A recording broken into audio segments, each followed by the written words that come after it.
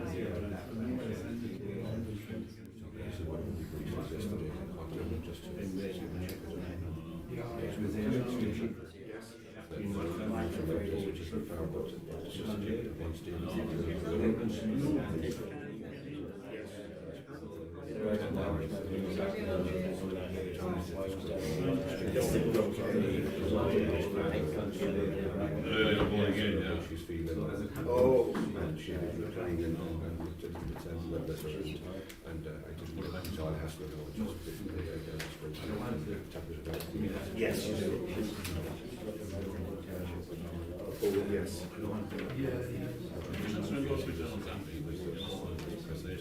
Yes, he was always. I'm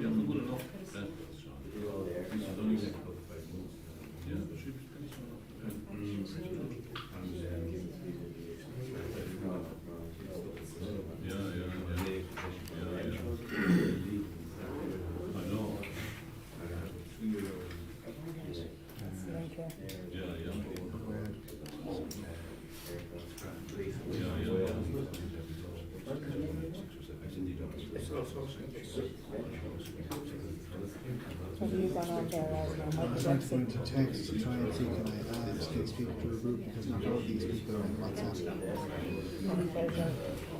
Get your link and I'll text the link on WhatsApp. I can send it to you on text. Somebody paid to do it. Or pay for it.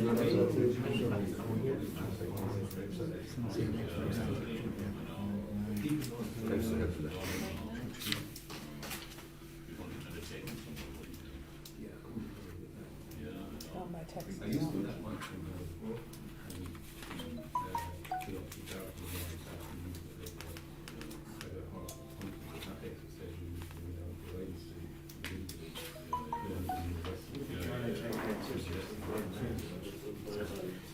There's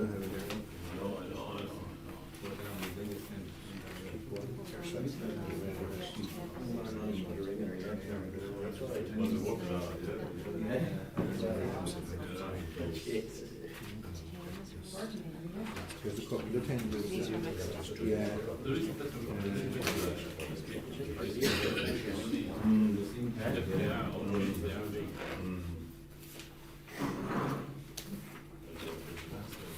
She still loves it. Yeah, yeah. Does she? Tennis here. Was she? We already had it, yeah. 11 on that as well.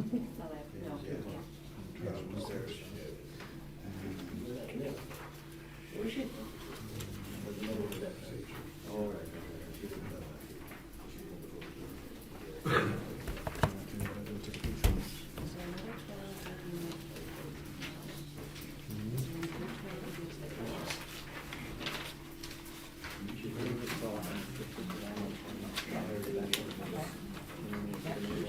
One, two, 14. Whoever's talking, if you put that on nice and high.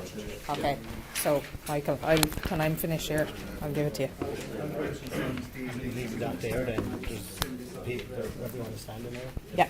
Yeah. You know the right one, Yeah. Just flip it on. try and keep it. Where's he gone? Flip it on. Yeah, up there. Round, yeah, perfect.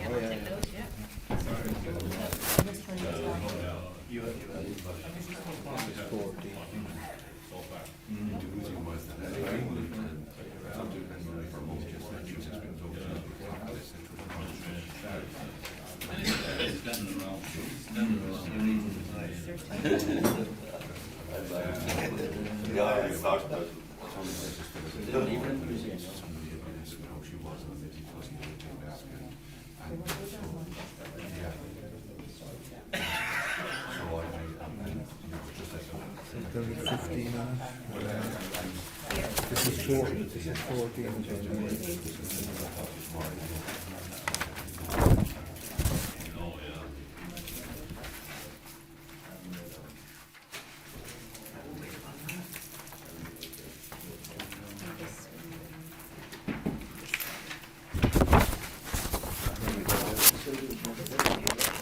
Just to say to everyone, we had a handout prepared which would just follow the points on the profile, and I gave them into the ladies in the hotel here yesterday to print and collate. But I think what happened was some young fella was doing it and dropped them, and so as a result we're trying to get them back together again.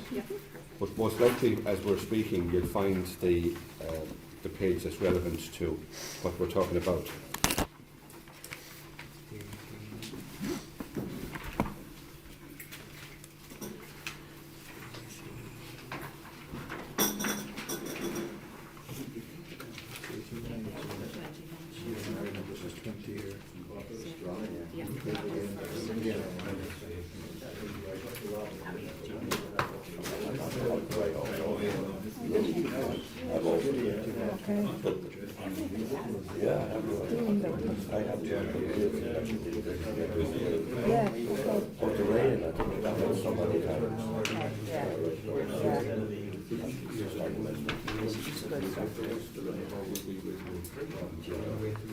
Wait till I'm talking to him, please.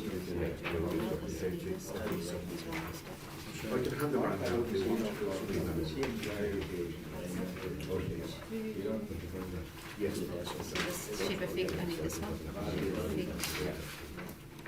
These are the same.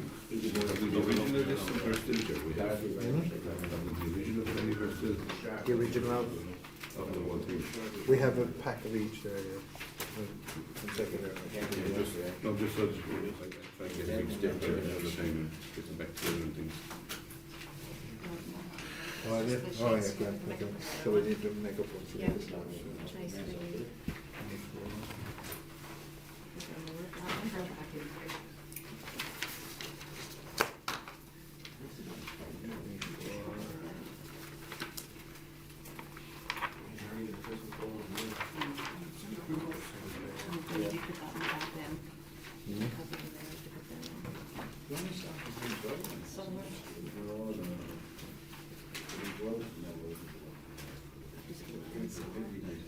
into the. into the park. Oh yeah.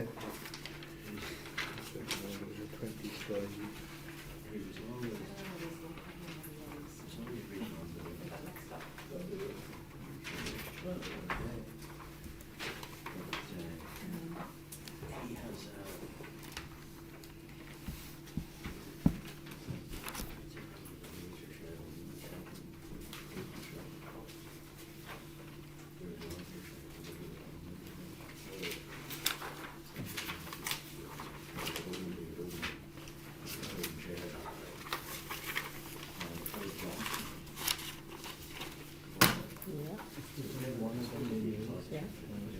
Maybe throw it on the chair. Yeah, there was a hard shot. I can hear all the That was the paper. So, yeah, so,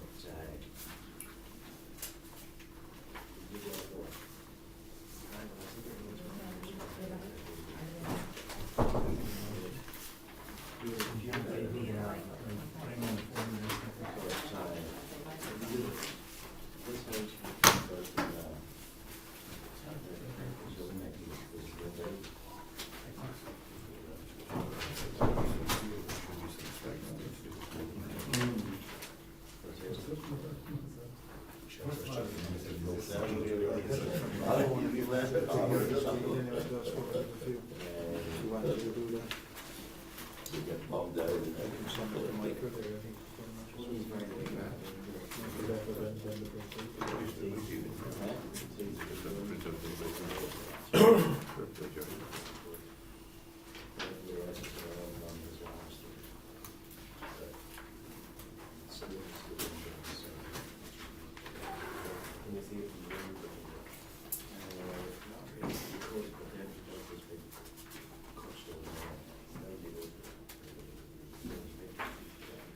Be there for her. The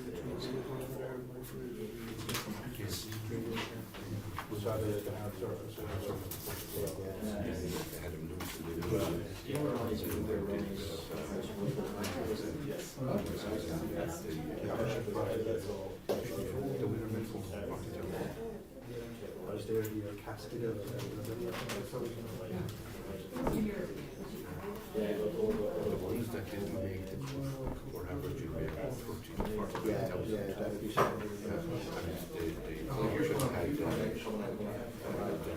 the auction year was after we were there, was an auction when we were there up in the Riding Horse. 4 to 6 year olds. And she just was going 40 grand.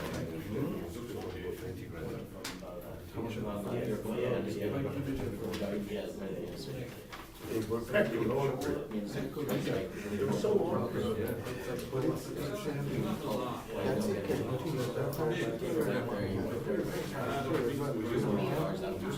That's the way I got over it.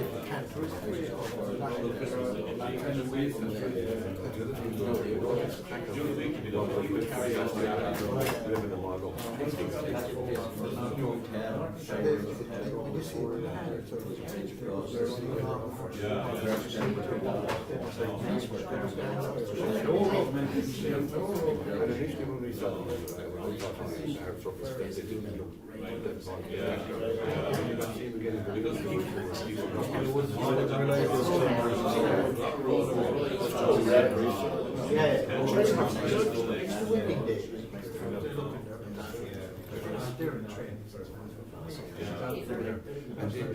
team saw them for the 4th time. That was an interesting thing for me. I know. They were just they saw them in the game. They saw them in the September when one better as well.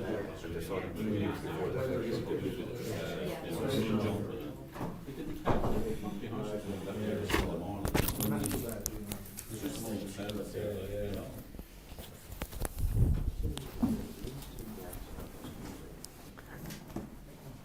Right, good morning everyone. Sorry for the delay there. Just to let you know now, we are live. So we're live streaming to a group of inspectors in GB, and we're testing this system out for this day, which is a friendly update day. And we're going to have another day in February where we'll have 2 days, and I'll give you now the dates in a second. But in that time, some of the GB people will come over and join us. But for today's session, we said that we just live stream them in. So they're on a video link, they can hear everything and see everything, and they have the capacity to ask questions and join in as well. Okay? I'm really happy to ask them questions. Well, once they're friendly ones, John, yeah, for sure. I think we can work on that, no problem. Okay, now, so I suppose the principle of today, as I say, we haven't got together in a while. So we committed this year to get together and have an update day. We're aiming to go back. It's a refresher day. Everybody in the room are inspectors. You're all very knowledgeable and very well up to speed with the brief regarding Irish drafts. So what we thought we'd do is we'd get together. The principle is never stop learning, because life never stops teaching. So I think the day that we all think, any of us think we know it all, we may give up at that stage. So we did, just to give you the background, we did a similar thing with the Irish Sport Horse inspectors, whereby we did a recalibration day actually at the Holstein inspections there a couple of weeks ago. So again, got together, looked at what everybody was looking at on the linear profile traits. It's not an assessment training at all. So this is totally going over the breed standards again. Michael and Philip are going to go through that element of it. Then Tiernan is going to he has a bunch of videos that he's going to show you horses jumping, a mixture of sport horses and Irish drafts. And again, what we're looking for in the jump, and to enable a discussion on the jump and the technique and what we're actually looking for. Then Catherine has done some analysis of the actual results of Class 1 and Class 2 over the last number of years. And Catherine's going to share that with us with regard to, what has been done, what has been scored, and what horses have got Class 1 and Class 2. So as I say, this is a refresher day. We'll be in the morning, we'll be here, and then we'll be going down to Warrington for the afternoon, see some real horses. And then in February, it's the week of the 17th of February. We've just to confirm the days in that week, but we'll have that confirmed to you and out before Christmas. Okay? The other thing is, just to make you aware, you're all signed up as inspectors, and you're all still signed up under the Code of Conduct that you would have signed back whenever the last time you did stallion or mare inspectors. That all still applies. We have gone through a governance journey this year in HSI, and as a result there'll probably be a new Code of Conduct to take into account social media and other elements for next year, and that will be available for the February training. But as things stand at the minute, you're all fully aware of that. So it stands, once you're an inspector, that code stands, whether you're inspecting or whether you're acting as part of HSI trainers. So again, well-educated mind will always have more questions than answers. Helen Keller. So hopefully with that, I'm going to leave you in the capable hands of Michael and Philip and Tiernan and Catherine. I unfortunately have to leave you. It's end of year budgets time, and I have to get back up and try and draw down some funding from the department. Today its deadline is Monday.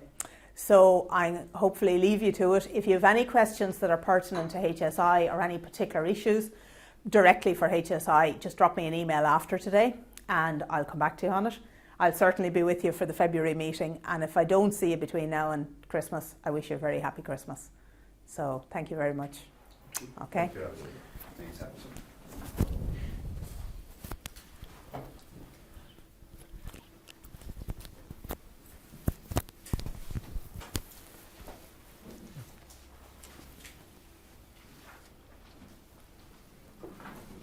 So good morning again to everyone. you're all welcome to Kilkenny.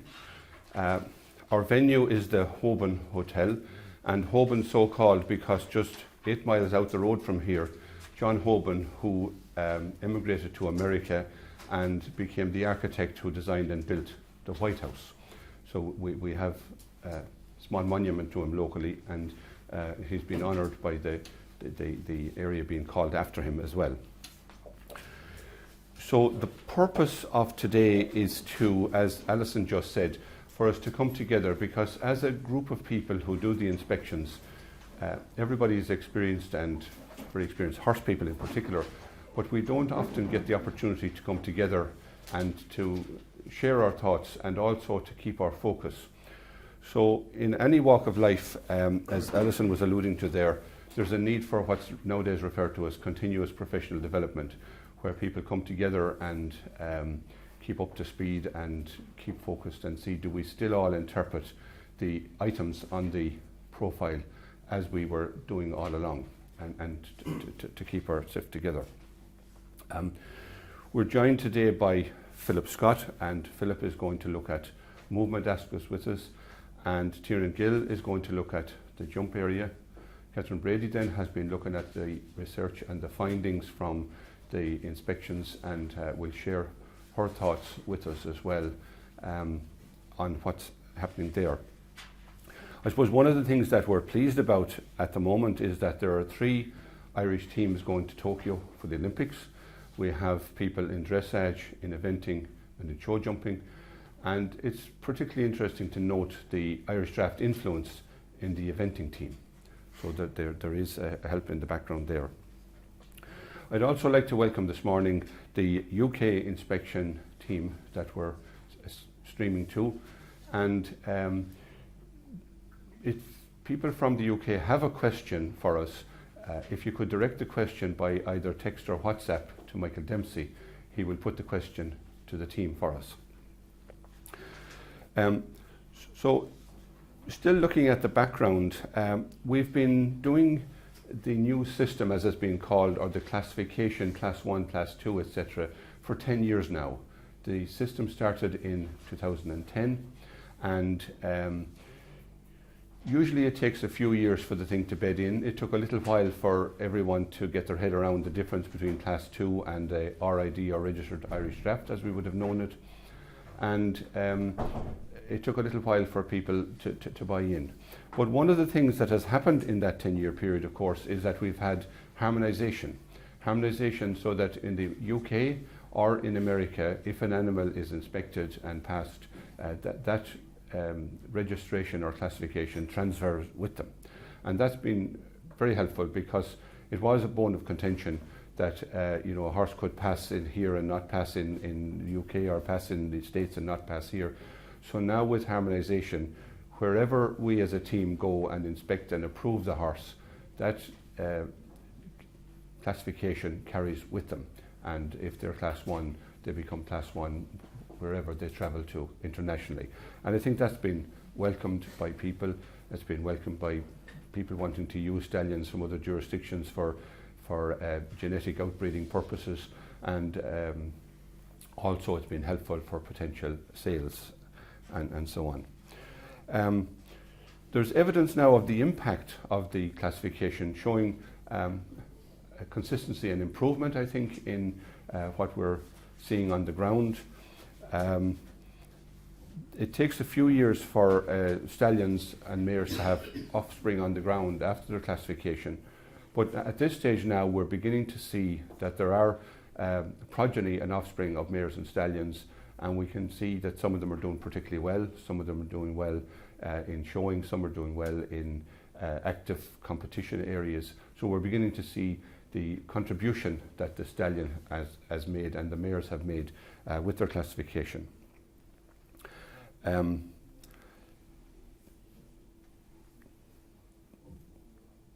The profile itself then, if we're looking at linear profile, what are the benefits of linear profiling?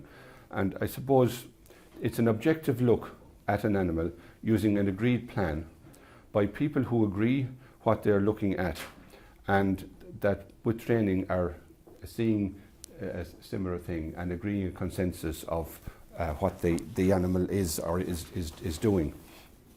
So why do we use the profiling?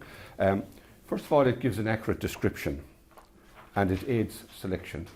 And it looks at quite a lot of traits. I mean, in conformation there are 27 traits, but if we include down to jumping, there are 45 areas that are looked at with the animal.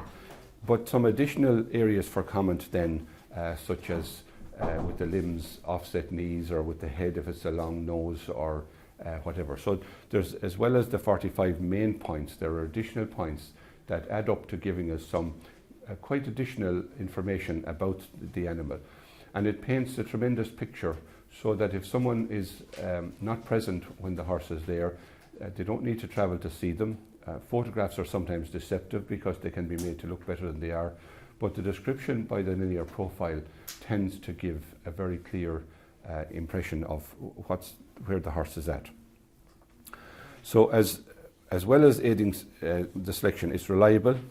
It gives a description of the physique and the functionality of the horse. It also gives people useful information as a breeder, because if the animal is having certain characteristics and somebody wants to match their mare to the stallion or vice versa, then that information is available to them. And each animal is compared to the breed average.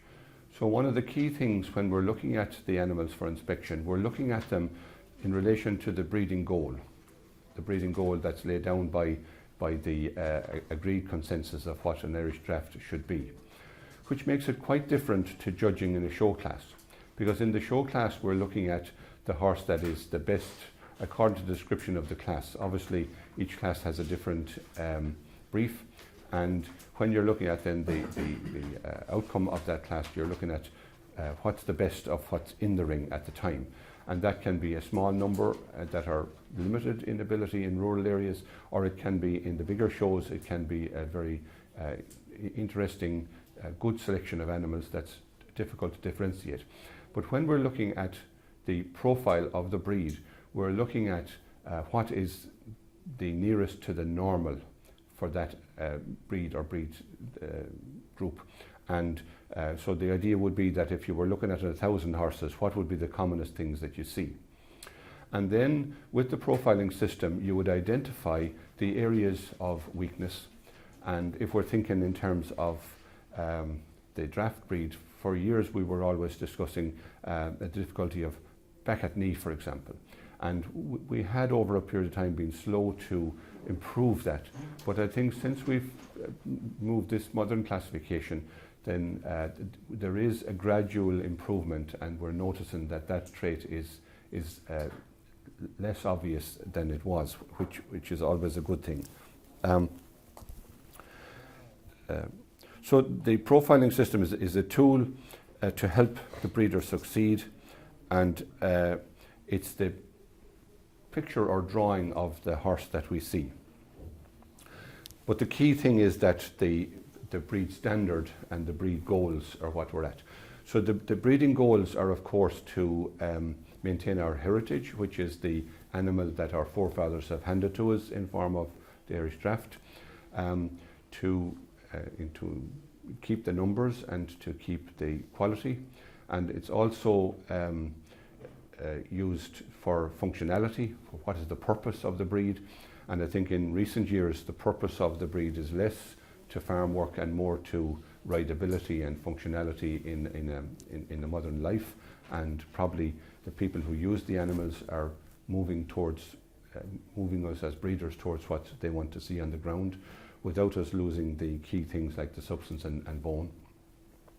And in recent years there has been a huge increase really in the use of Irish draft, particularly geldings, for the amateur rider, because the traditional horse, which was the thoroughbred draft cross, is not as available. We have been trending to breed towards the European bloodlines and aiming for show jumpers. And whilst that is working and is successful and it's very worthwhile, the animals that are bred that way are often too lively or too much in ability for an average rider. So the recent Cavan sale, for example, showed us that prices were good and the demand was good, and the prices for geldings were as good in the last couple of years as they were for fillies, which is new and good, and it will help breeders to have the initiative to continue with what it is that they're doing. And of course the other contribution that the draft has is in crossing with other breeds, particularly with the thoroughbred and the Connemara, to get the sport horse animal. And as I alluded to earlier, particularly when we were looking at the eventing team that are going to the Olympics, there's quite a decent amount of draft in the background there, which is always great to see. So what information does the profile give us? Well, it helps the breeder, because when we breed, we have to take what we get on the ground. If you cross the mare and foal, or the mare and stallion, and you're hoping for a foal, you might have great ambition, but sometimes there's a disappointment at the end. But if we use the recipe well and we match the mare and the stallion as best we can, and as often said to us, to breed the best to the best, and as we hope for the best, it tends to work better. So the information of the key good points and weaker points of the stallion and mare being matched correctly helps the breeder to improve what it is they're doing.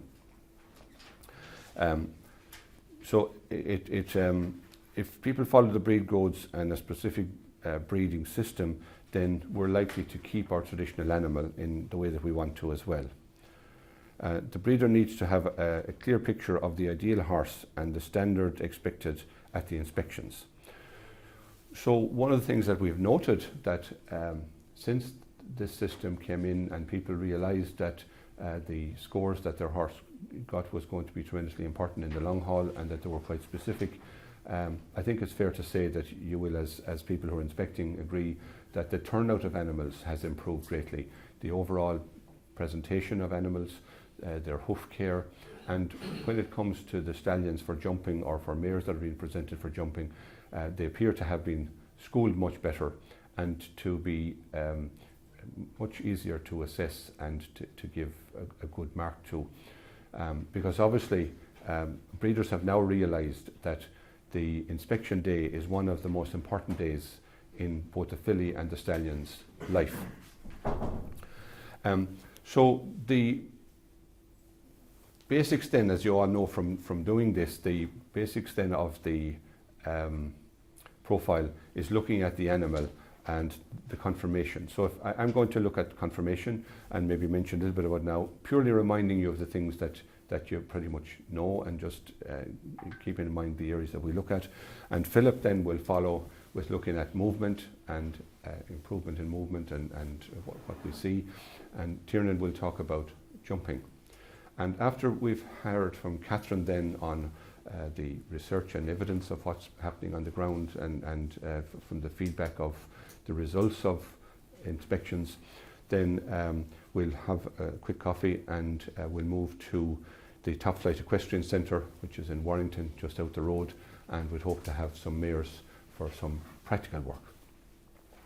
So if Michael could move the slides on now, maybe to look at the horse for us, that is he with us.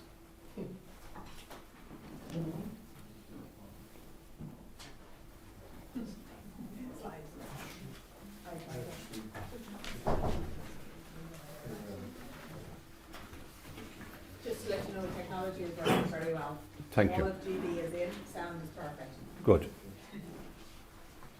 you want now?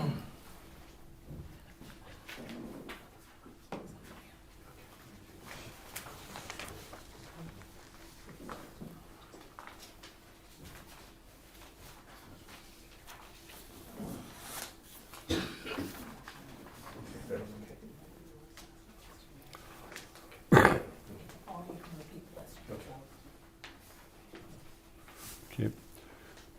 So we're just waiting for the slides to come up.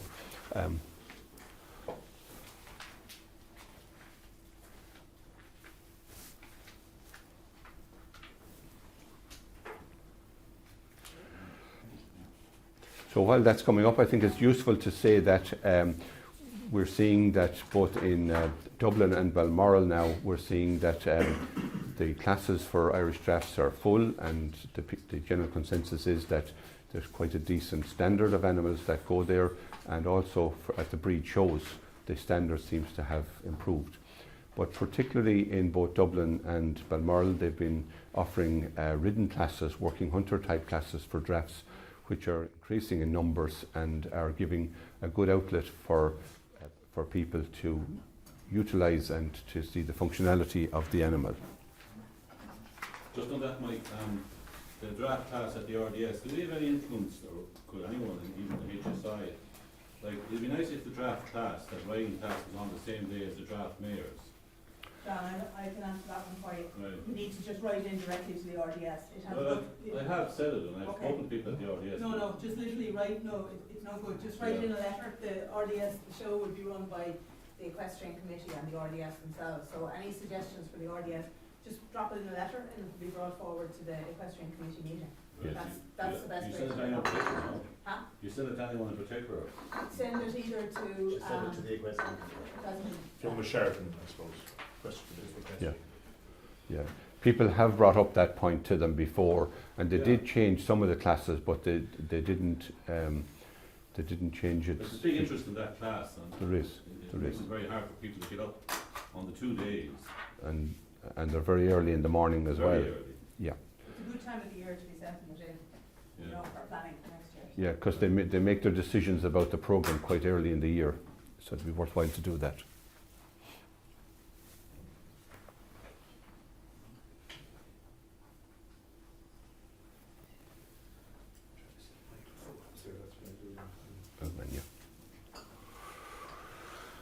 Yeah. So just reminding ourselves of the breed standard we talked about there. The draft horse is versatile, powerful and athletic with substance and quality, a pleasant head, good bone and a short chin, good spring of rib, strong loins and hindquarters and an active, powerful stride, and a very good temperament and good usefulness. Yeah, it's gone. So when we look at the animal then, this picture just shows us some of the areas that are on the profile sheet and where we're looking at them. So if we move on now to look at them individually. Can you move her on, Mike? Yeah. So here we have a draft gelding, which we were using for the purpose of demonstration. And the first question on the sheet is the body shape. Is the horse a square or a rectangle? And I think the next slide shows where we're looking at for that. Yeah, so the questions will be, is it obviously rectangle or obviously square, or is it average? So the alphabet letters D, E and F in the middle is towards the average, and A, B and C is obviously rectangle, and G, H and I are obviously square. So we're looking at the animal from the front of chest to the hind quarter behind, and obviously the preference would be to have a degree of rectangle, as we need to have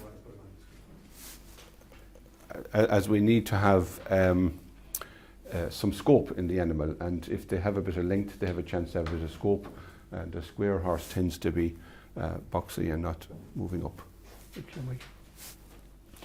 So we're looking at a different animal, and if we put the lines on her, she's more square than the last horse, and obviously would get a different score on the sheet. Thanks, Mike. So the next aspect then is the head, and with the head they're looking for both the appearance, forehead, ears, eyes, jawbones and gullet. So everything is included, and then the question is the head plain or fine? And there's side questions, are they a long nose or is it a Roman nose? So obviously at times there's a bit of confusion there, because some people like a very pretty head, and some people would say that a decent draft head is not as pretty as a pretty head. And those are the type of things that you have to then decide as a team, how do we rate that? So if you were thinking of scoring those heads, you can see that they're a little bit different, and you'd obviously at inspection day you'd score them differently. Thanks, Mike. So then we need to look at the neck, and the question is the length, the head-neck connection comes first. Is it light or heavy? So the area we're looking at should be marked there. So yes, so from behind the ear down to the gullet is where the head-neck connection is. And with Irish draft horses, that head connection tends to be a little bit heavier than a sport horse in the first place. So when we're looking at is it light or heavy, then we would expect that what might score as 1 to heavy in a sport horse would be more average in a draft. And then the length of neck is the next question, and I think, Michael, you had the blue ends there. So yeah, so the length of neck would be from the brow band to the middle of the shoulder, because when we look at horses, sometimes they look long overhead and short under, so the average length would be in that area. And the question also is asked about the muscling of the neck, and naturally muscling of the neck would be different in a young animal as opposed to a mature animal, and the amount of work they're doing, and also their general body score and body condition. Thanks, Michael. Going forward now. Yeah. Forward, yeah. Yeah. So again, we have different lengths of neck here, and we have different muscling of neck. The one at the bottom is younger and lighter and less muscled, and the older mares showing that they have better condition. So the height of withers, and the height of wither obviously is often different in the more traditional draft horse as well. They tend to be more flat in the wither than some sport horses, but we would look at the area to mark. So is there one with a blue line on it, Michael, or a line on it? No.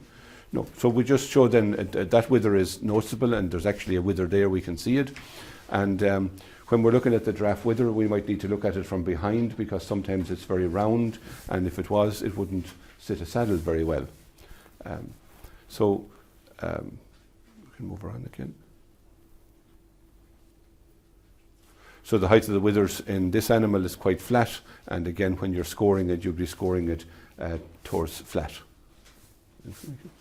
So the position of the shoulder, well, when we talk about the shoulder in an Irish draft horse, they tend to be slightly straighter in the shoulder as a general rule than sport horses or thoroughbreds. So rather than have an angle of maybe 45 degrees, they might be more close to 50, 55 degrees in the traditional draft as we see them. And so then we scored the shoulder, and is there a line, Michael, where we're looking at? Yeah. So we're looking at from the point of shoulder there to the front of the withers, and we can see that sometimes when the horse, we can score the next shoulder then, we would ask people to think about. But when we're looking at the shoulder, sometimes the animal has maybe a loaded shoulder, and it's hard to define where we're actually looking at. I tend to find it helpful that because I drive horses a little bit, that if you look at where your collar is going to go, then that helps you to get the line of where the shoulder would sit. So, look here, Mike.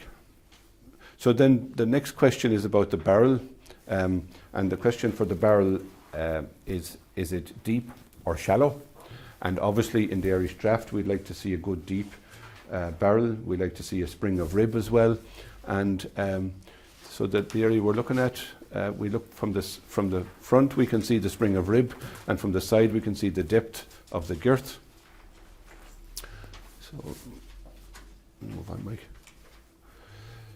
And so when we see that the animal has a good body, we also like that they would hold their depth back along, that they shouldn't be herring gutted, but there must be room for the foal when the mare is in foal, and room for the foal to suck when the foal is born. So when we're looking at the brood mare, we want the depth, and we want the spring of rib, and we want it to carry back, but we'd like to see sufficient length in the mare that there's room for the foal to suck. So the next question then is the line of loin and the line of back. And so where we're looking at, the next slide is the line of back is pretty much where the saddle would be, and the line of loin is over the kidney, so from the back of the saddle to the level of the hip. And we talk about, is it strong or weak?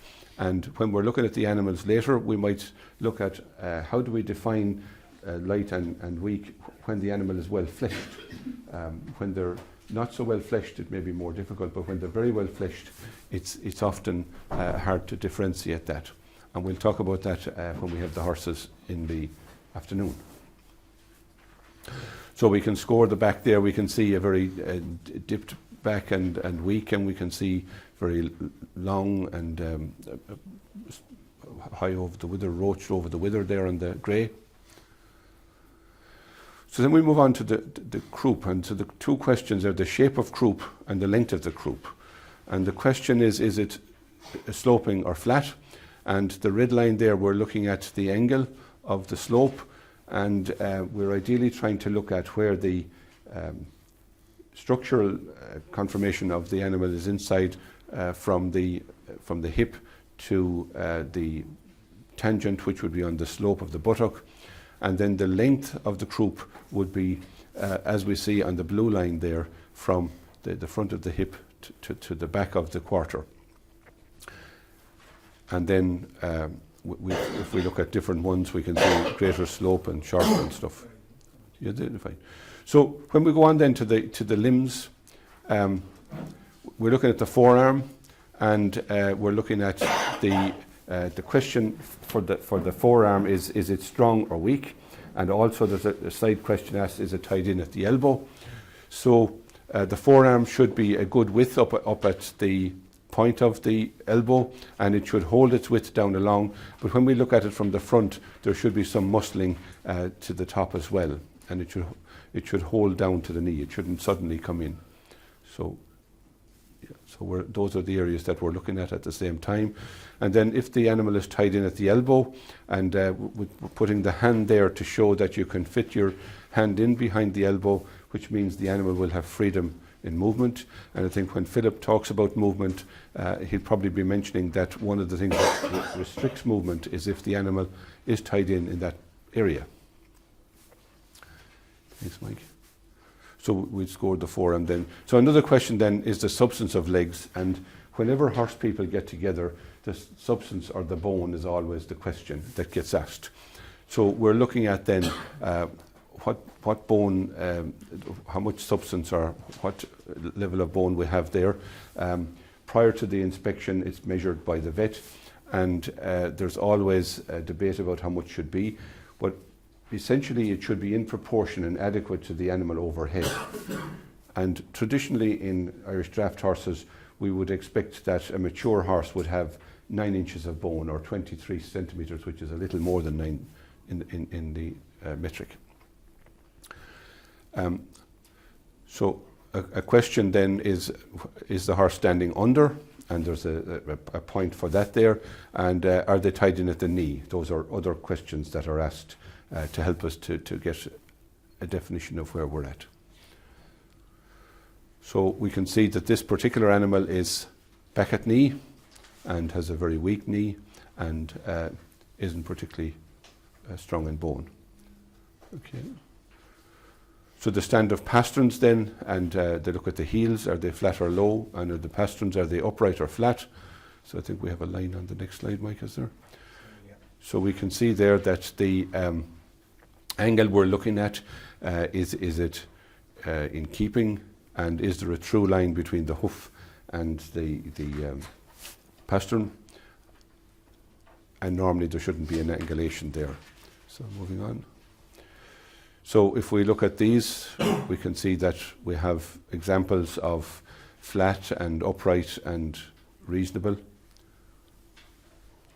So the stance of the hind legs then, the question for the hind legs is are they sickle or are they straight? And there's additional questions like, are they camped in? Is there an abnormal hock or an abnormal stifle? So we're looking at the hock, the stifle, and the overall stance. And so the angle we're looking at is an angle that we're showing there that might be reasonable. A straight hind leg isn't particularly good. A slightly sickle hind leg is very useful. Usually it shows the horse can engage and be active, but we don't want it to be too sickle. So we can see here that the animal is sickle and weak at the hock and very, very weak generally. and not a good example. So then we're looking at the knees then and the stance of forelegs. So from the front view,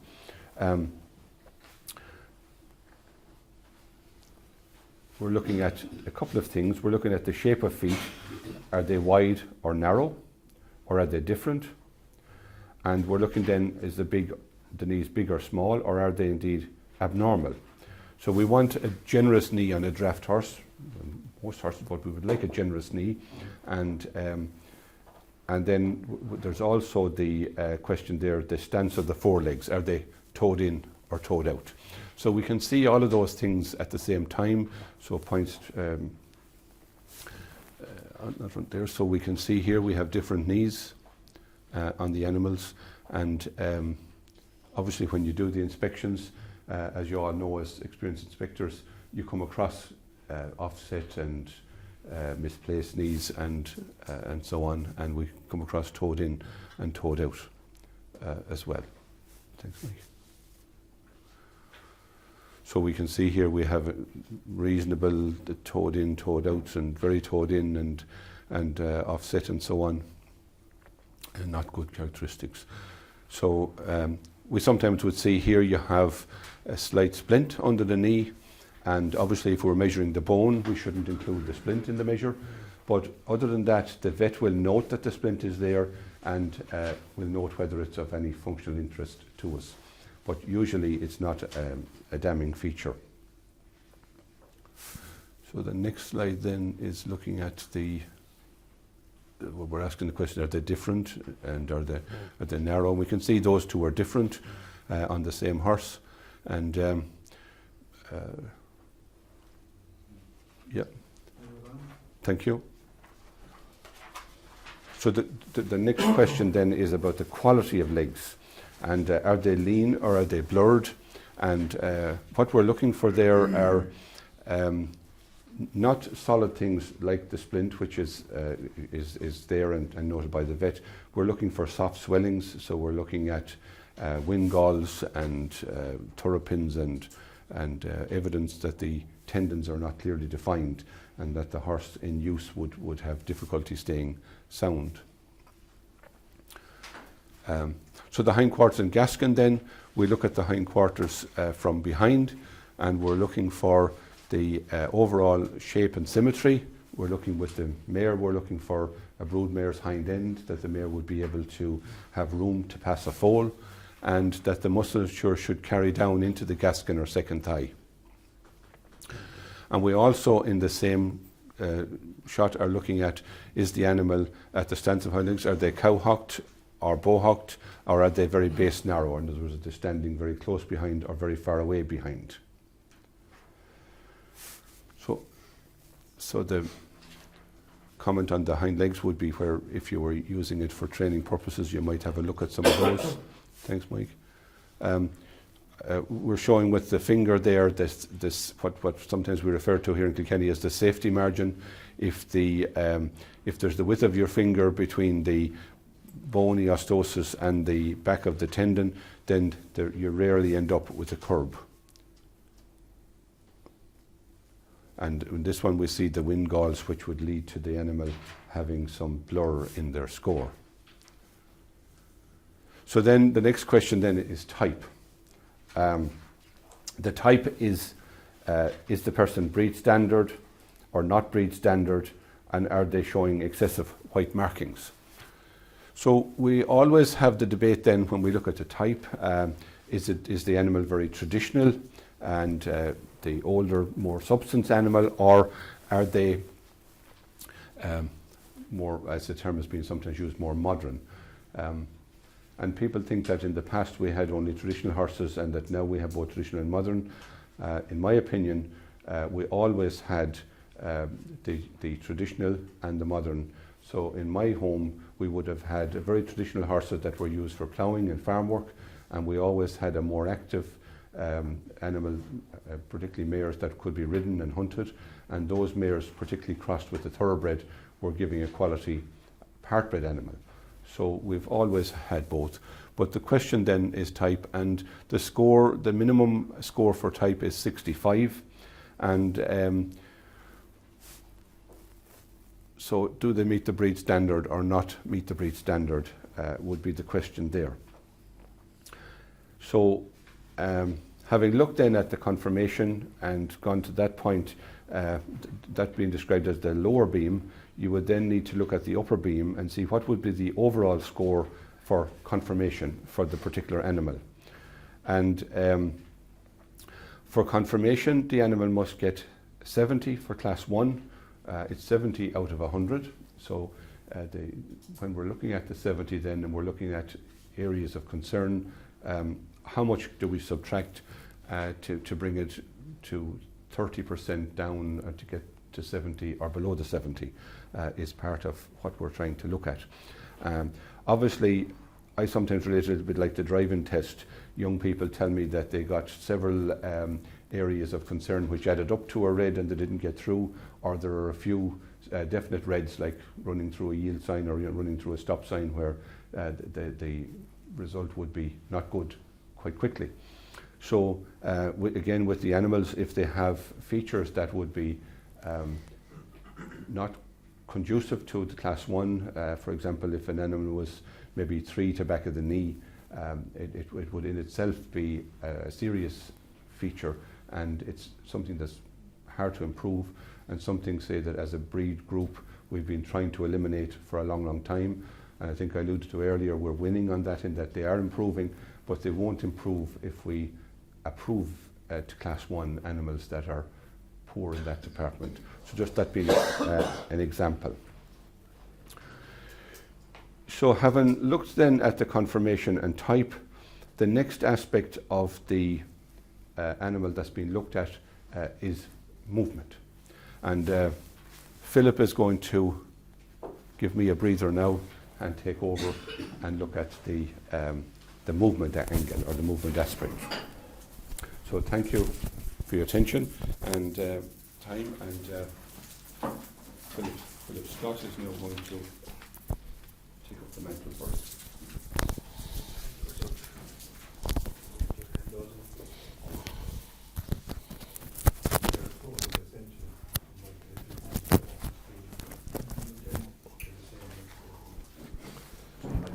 Trades first, Michael, and then the photos. Right, we're going to pass out. Just do a general show. Michael, Gerard has given it to Michael to put up Okay. on the screen. Okay. And but I think Michael has some basic movement points first. Okay. Good morning, everyone. My name is Philip Scott, and I'm here to try and discuss with you the movement within the Irish Draft horse and how conformation affects movement. First of all, it was interested in the breeding goals. The Irish Draft horse is a foundation breed. When crossed with other breeds, will produce all types of leisure and performance horses. As you know, I would have said in my grown-up days, the Irish Draft, although it was used as a hunter, it was mainly people got pleasure from showing it in the ring in hand, whereby, just like the Connemara world as well, a lot of people got pleasure of showing their ponies in hand, whereby the fillies made all the money, the geldings people quietly took away and performed with, and just like wise in the draft world, unless a colt was going to be stallion material, there wasn't very much sale or value to them. Nowadays, thankfully, with performance, it has opened up a whole new door and a whole new chapter in the value and I hopefully feel that the life of the Irish Draft. A lot of people were just familiar with showing a mare in hand and not really aware of what was coming behind them when they were walking and trotting in hand, because that's all the mare actually had to do was stand still, or a young horse walk up and trot back. So we have come a huge amount of way, and nowadays the modern performance draft has to be comfortable and have good paces as well to gain its top goal. So when we talk about what are we looking for in the walk, as I say, what defines a good walk? Okay, we're talking about engagement from the hindquarters.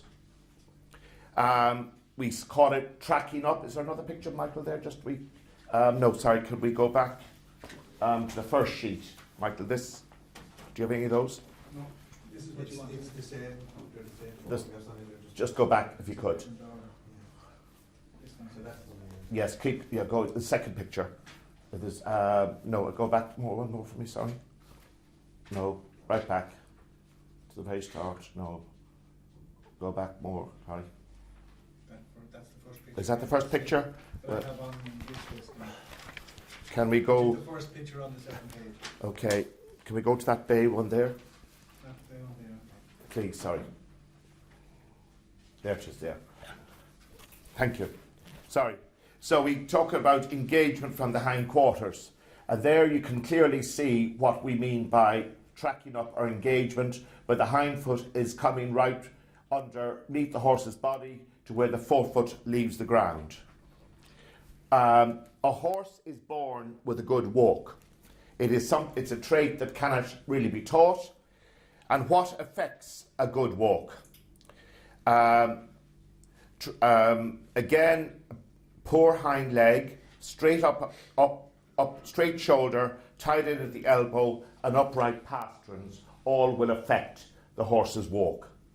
And often again, and also sometimes when you are in the show ring or at inspections, you see nothing but people actually not being able to show or have taught their horse how to walk correctly in hand. So therefore the handler can have a little bit more influence as well on the activity of a walk. And on our linear profiling sheet, we're looking for the walk length of stride, whether it's average, short, average or long. And then we're asking the question, is it toed in or toed out, which we'll look later on the sheet. Then we move on to the next pace, which is the trot.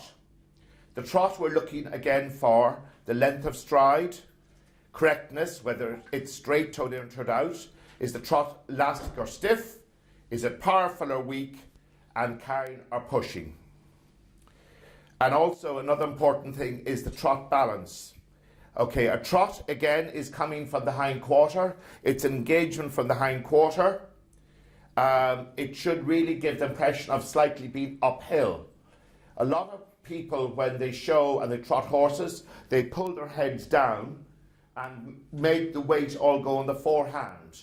So a horse really should be balance itself with its head and neck. So a horse should literally be allowed to raise its head and neck to carry itself to when it engages it's from its hind leg and stepping under, it automatically will raise its front end rather than lower its front end. So you want to let the horse carry itself and allow it to form its own balance. One thing when we look at the trot, we have to look at the activity of the hind leg when we say is it elastic or stiff. Often at inspections you will see horses slightly dragging a toe behind or not stepping through equally. There's usually always a reason for that, and often I would feel if you got the chance to stand the horse up square, go behind it and view the top profile of the hips to make sure there's not a dropped hip or an injury to that profile. And often it's a thing that you would always try and pick up on, and you would mark it on your sheet as uncoordinated or unlevel. So it's a very important thing, particularly is this what I call dragging of the toe behind. Ideally you would like to see the hock being picked up and step underneath the body, not being dragged on the ground. And even in a ridden horse, it's to me not a good trait whereby the horse drags his toe on a surface when he's being ridden. And another thing that one notices in the draft world that I've noticed a lot and said to people, it was taught to me, often a draft horse will put down his heel before his toe. And that is I don't know if you're aware of that, but it slightly can be a little bit a common trait whereby a very upright pastern, to balance himself, he'll really put his heel down, then followed by his toe, where normally a horse should put down his toe first, then his heel. We then, the trot pace is actually one of the paces that can be improved with work and suppleness. And so therefore, the trot that you are looking for a brood mare or a young stock loose would be forgiven a little bit more than if you're inspecting a stallion or a ridden class type thing. So you're looking for a more supple, certainly the traits you would be looking for in a stallion. You would be looking for a good length of stride, correctness. You're looking for it to be elastic, and you're looking for to be powerful and carrying. What we mean by carrying is the ability of the horse to put his hind leg step underneath his body and basically lift the front end. In days of old, when a horse, did he pull a cart, or the terminology would be that he lay into his collar and his hind quarters went out behind him, and we would call that pushing. So if you see a draft moving by lowering his front end and leaving his hocks out behind him, we would term that as pushing. In the canter, for inspection, we're looking for length of stride, and is the canter powerful or weak? The canter pace is the most influential pace when it comes to performance and jumping. A good balanced canter the animal will always show more athleticism. So you want a ground covering canter that's balanced and uphill, and if the horse changes direction when he's let loose, then he'll automatically change his legs behind as well. A horse that is downhill and on his forehand will be pushing. Okay, Michael, we just go on to some of the little traits that we would. Next page, yes, sorry, keep going, yep. Okay, sorry, there we just go. Okay, there, just go back one. There. That to me, if you look at that trot, so we just go back to the trot again, that to me would show a very average trot. The picture doesn't create any form of forward movement. Okay, if we just keep going, Michael. Again, now we move on to toed in and toed out. There is a horse who's clearly toed in. Toed in comes from where he is offset, where the cannon bone doesn't come out of the centre of the knee, and therefore his movement will be to offset the strain on the joint. Generally speaking, horses who are toed in will put up splint bones, or nature will give them supports to compensate the weakness in the joint. And certainly in a competition horse, offset joints, toed in, will certainly come against him in his competitive life, where he's going to be constantly jumping and hunting, because he again will have great difficulty standing up to joints and to work. And also you will get filling probably in the wind gall area, where again nature will give him support to compensate for the weakness of the joints. Okay, Michael, if we just see what else is there on that. There again, now is nearly another horse clearly toed in, and you can nearly give the impression that he's swinging a foreleg to come underneath his body. Right, Michael, have we? Okay, there's what I would call base narrow. Horse is coming close together. Have we anything else, Michael? And okay, and we just, okay. Those, again, okay, super. No, just go back. Just those, first one, Michael, go back a little bit. They all just show, there you can see clearly that horse is stepping through, what I call an active trot, where the hind leg is coming off the ground and stepping through, and gives an impression of forward momentum and length of stride. And again, even that, okay, and that foal, if you just go back even again, clearly too, you can see a good use of hop coming off the ground and stepping underneath the body.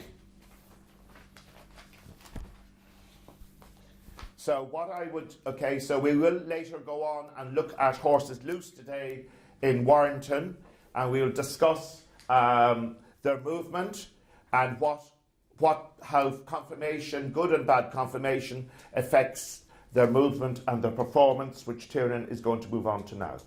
Thank you.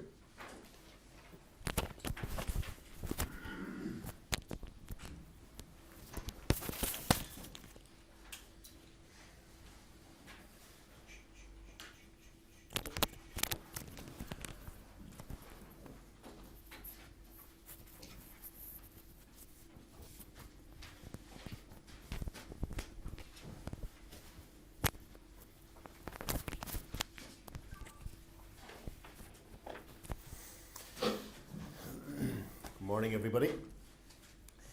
My name is Tiernan Gill. Michael and Alison just asked me to maybe try and help a little bit with regard to the jump. And everybody has a different opinion of what's a jumper. Depending on, we'll say, whichever part of equestrianism you're taking part in. If, for example, some people say, well, geez, the jumper is one that goes 2 foot over the fence, or one that's 3 foot over the fence, or one that's quick, or one that's sharp, or one that has loads of scope. So everyone has their own definition of what a jumper is. If you're, for example, in steeplechasing, that person wants that horse to get over that jump as quick as they can, as fast as they can, but careful enough to do the job. If you're in hunting, you want one to come up to the gate, and please God, he'll jump it for you, and he's going to do the job for you. He's going to be careful. If it's the wall that he's jumping, he's going to get you over there, get over the other side safely. And if you're in show jumping, for example, that horse has the ability to get out of trouble, have scope, have ability, sharp, and all the other bits and pieces that you require. The jump itself is made up of 5 different elements, and each one is as important as each other. And a horse's jump is really dictated, from what I know, from conformation. And the conformation of the horse, as Philip was saying, really dictates what that horse is going to be like with his jump. And if you see a horse in hand, just standing there with his natural position, you're really going to be able to tell generally the type of jump that horse is going to have. With the 5 phases of the jump, for example, the approach, the takeoff, mid-flight, landing, and the moving away. That's the 5 physical phases of the jump, and each one are as important as each other. For example, the approach, is the horse balanced? Is it doing what it's supposed to do? The takeoff, has it the brain to be at the optimum spot each time to jump that fence? When it's in mid-air, has it the scope and ability to get over the far side of the back bar? And the landing, does it land in a heap? Does it land moving? Does it land with the ability for it to move off, which is in that last phase of the fence, or the jump, which is to move off? So everybody's aspect of a jump might be a little bit different depending on what type of sport you're into, be it hunting, be it show jumping, be it racing, be it whatever. But the jump is very much dictated by the conformation of the horse. That jump as well, okay, is it natural? Is it the natural way? Is that horse so frightened? That's why he goes 2 foot over there. Is it trained to be, Jesus, anytime it sees a person that's running away on its own? Has it the ability or the attitude to be ridden over that jump successfully? The horse jumps the fence on its own probably 100 times better than if there was a person on it. But if you're show jumping, for example, or if you're hunting, it has to have the ability to take somebody on top of its back and to jump that fence for them. So, just to go back a little bit, okay, the jump, as I said, consists of the 5 different parts. And the approach part of the jump, we'll see some videos, Lara has them ready for us later on, but just to give a little bit of background first, the approach part of the jump is the rideability of the horse. Is the horse easy to ride? Has it, because of its conformation, as we were saying, is the horse downhill? Is it uphill? If it's downhill, it's going to be heavy in your hand. If it's uphill, it's going to be a little bit lighter, but you have to do a little bit more pushing. So the conformation makes that difference. We'll say, for example, in the draft horse, we were looking at the croups later on that Michael was showing us. Okay, is it long, is it wide, is it whatever it is? What shape is it? For actual show jumping now, if we think of a draft horse or a sport horse, we always think of a nice roundy type back end. For show jumping now, they want that completely different. They want to, if you go abroad and they're reading supposedly the best show jumpers, they think, and they're not always the way.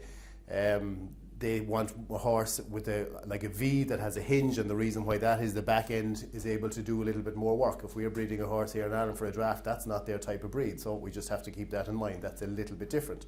They don't have this V back, they have the round back, so that makes a good bit of a difference there. But the takeoff point has the horse the brain, the ability to just be exactly at the right spot of the jump before that horse takes off. That's very important. If it's too far back, well, Jesus, has it the scope to get over it? If it's too close, because of the conformation, has it the ability to be sharp enough on front to be able to not hit that front pole?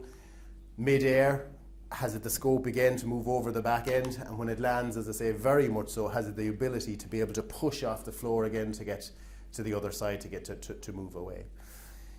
Everybody has a different thing of a jumper, so as I said, some people likes blood, some people likes, when we say blood, the ability to push away. It's just depending on what sphere you're in. we have to talk about the draft. Is the draft horse bred to be a show jumper? No. It's no good in saying it's not bred to be a show jumper, but if we do breed a draft, we have to make it to be the best of whatever its ability or whatever sport that horse is in. The draft, Michael gave the definition of a draft horse, that it has many uses, and not that I know too much about drafts, and I'll be the first one to say that, but with regard to a jumper, depending on whatever equitation or equestrianism you're in, a jumper is still a jumper regardless of what. So if we do have a draft, we try and make it the best possible athlete that it is, that is able to jump the fence perfectly if it's jumping and you want for, if it's hunting that you're able to breed it, that it can jump that fence perfectly as well.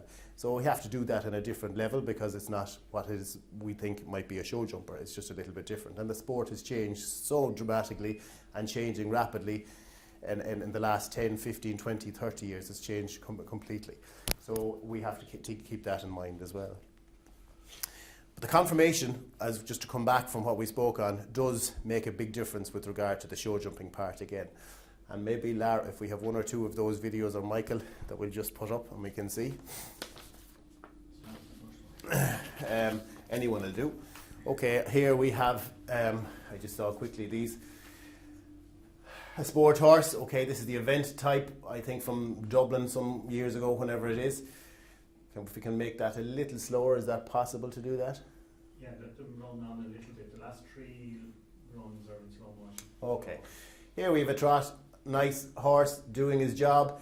If you looked at it, if to be a show jumper, for example, you might say it could be a little bit sharper on front. Has the trot, good active trot, as which Philip was saying. Now we'll see with the jump. Head is a little bit inverted as it's coming around over the jump. We call it the bascule, which is the roundness. Okay, and very much so perfect. Okay, if you wanted to be a proper show jumper, you'd prefer it to be a little bit tighter on front, okay, a little bit sharper on front, and the back end should flick. But it's impossible for the back end to flick the way we'd like it to flick because of the conformation sometimes restricts that. The 3 phases again, as its approach, okay, it's balanced, as you can see, very balanced. On the correct leg, it's looking what it's doing, looking at the jump. 2 legs, if you look at the 2 front ones, could be a little bit sharper. As you can see, it's just kind of stepping over it. But there, the back end again, very acceptable. Does it nice. This horse is for eventing. Is that the way you'd like it to be? Absolutely, 110%. Because if you wanted this horse for eventing, if it was so careful, then that horse wouldn't have the ability to get to the other side as which you wanted to do. This is for eventing. Is the horse good for that job? Absolutely 110%. So each sport has a different type of jump that you would need, but the actual jump. I'm just trying it again. Okay, no problem. If you want to move on. Yeah, we can move on to the next one. We'll just see what happens.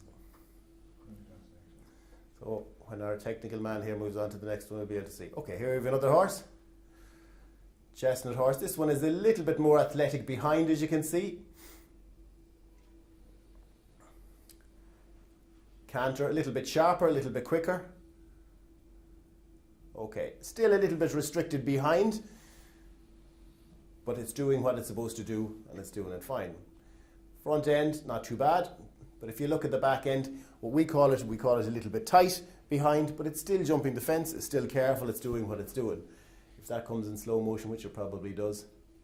Now, if you look at the back end, the haunches are inside in it. Okay, it's still clearing the jump, but if you wanted that to be a show jumper, the show jumping person would prefer that back end to be flicking. For eventing, is that fine? 100%. Okay, is that for even show jumping at a level, is that fine? Absolutely perfect. But each person might have a different aspect of a jump, what they think is a jumper. If we look at the front legs, okay, a little bit dangly, okay, as you can see, it does try, it's doing it fine. For me, if I was to give out about that horse, for a show jumping purpose, okay, you'd love it to use its back end that little bit more. But what it's doing is very, very acceptable. And it depends, so what sport you're into. Is it for hunting? Is it for show jumping? And again, it's coming to the fence, as you can see. The horse's front end is a little bit high, as you can see, and it has its head slightly erect, and because of that, that's restricting its back end from physically letting go. If you look at it, the back end of the horse again, it's round a little bit, and because of the conformation of the back end is round, that is restricting that horse to do what we wanted to do for show jumping, is to flick that back end up a little bit more. We'll see it here in slow motion, but it's still very balanced. coming a little bit quicker. So you can look at the front legs first if you wish. Is it sharp? Yes, it is. But if you look at the horse as it lands and as it comes before the fence, each time the horse's head is up a little bit. And because your horse's head is up a little bit, that's always going to restrict the horse from being able to utilise its back end. If the horse was a little bit more downwards, okay, you'll get that bascule or that nice jump or that roundness that you have. Here we have another horse. Now, to be honest, I don't know whose these are, so I hope I'm not insulting anyone or being good to them or whichever they are, but they are what they are. Here we have another horse, a little bit heavier in type. It's balanced enough as it's coming around. Okay, jump a little bit different. Looks down what it's doing, a little bit tight behind. Front is careful. Back end with the haunches again, does exactly what something like the other horse does. For eventing purposes, for pleasure purposes, for show jumping at a level, absolutely 100% acceptable. Perfect. Looking it down what it's doing, look at its ears as you can see as well, and with the jump, little bit hesitant, okay, and that's why that time when it's hesitant it's looking at the jump, and that's why you're getting that exorbitant bit of height there comparison to the other one. So the takeoff phase, okay, he found that little bit more difficult, he looked at it, then has it the scope or ability to go over the other side. If that was a little bit wider, he'd find that a little bit more difficult. Here we're coming again. I don't know, is it the same one? It is the same one, the same horse anyway. Look at what it's doing. Needs a little bit of help there from behind. A little bit more through the body, and once it gets through what it's supposed to do, it does it fine then again, okay, for the last time. Okay, if we have another one there again, Michael. So every jump, okay, can be different because of every horse as well. Here we have another one. This one is a little bit daisy in front. When I say daisy, okay, nice little daisy cutter. Okay. This horse, completely different. Little bit flatter. If we look at the canter, it's short. Very short. And because of that, he's getting 2 strides in there, and it's very much so you can see that, whereas the other horses are doing it quicker. So its conformation is making that horse find that a little bit more difficult. It's just doing what it has to. It's economical over the jump, but its canter, because it's short and choppy, is making that a little bit more difficult. If you look at the front legs on this one, okay, very unorthodox, one down one side, one up the other, and you'll see it in slow motion a little bit more. Philip was on about it earlier on, okay, the horse tracking up in canter and in trot. This one isn't, and that's why he's finding it difficult, and that's why your man is there with the whip trying to give that fella a little bit more of a push. Now you can see he's just about with his front legs getting over the far side of that, and that's what the push, that's what we call the blood. That's why that horse is finding that difficult. It's because all of his natural canter is shorter, and because of that he's finding more difficult. If you look at its front end, it's up here as well. We call that scooting over the jump. Watch, the front end is always up, as this is in his head. He needs the help every time. And it tries a little bit behind, okay, but it's the other 2 horses for me would be 10 times better. They're all doing the same thing. There's none of them knocking it. They all have a nice enough attitude. But it's the horse's conformation that's restricting this fella from being able to jump. It does it nicely. There's nothing wrong with it. Okay, but if you want to be critical, and you might say, well, Jesus, how do we differentiate from each horse? We'll just see it coming around again. It's careful, but it's not as balanced. And each time, sometimes, the horse lands on a different leg. This time it lands on the right. Now will you see has the ability to change to the left, which it does. So the rideability on that fella is just natural, because remember, when the horse person is on it, that person probably generally restricts it some way, and it's the rider's ability to be able to put that horse in the right spot to make that jump and get the horse to do what it's supposed to do. We'll go on to another one. Okay, this fella is going to be probably careful, very careful at the front one. It looks at the jump. That's why you're getting a little bit of height there again.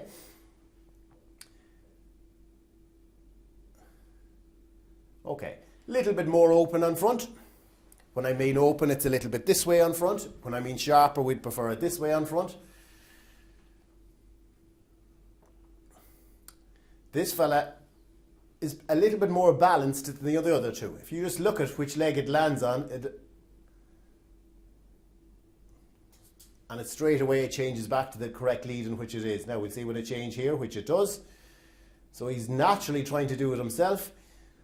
For me, the first 2 fences, if you are judging a horse on that, is just as important.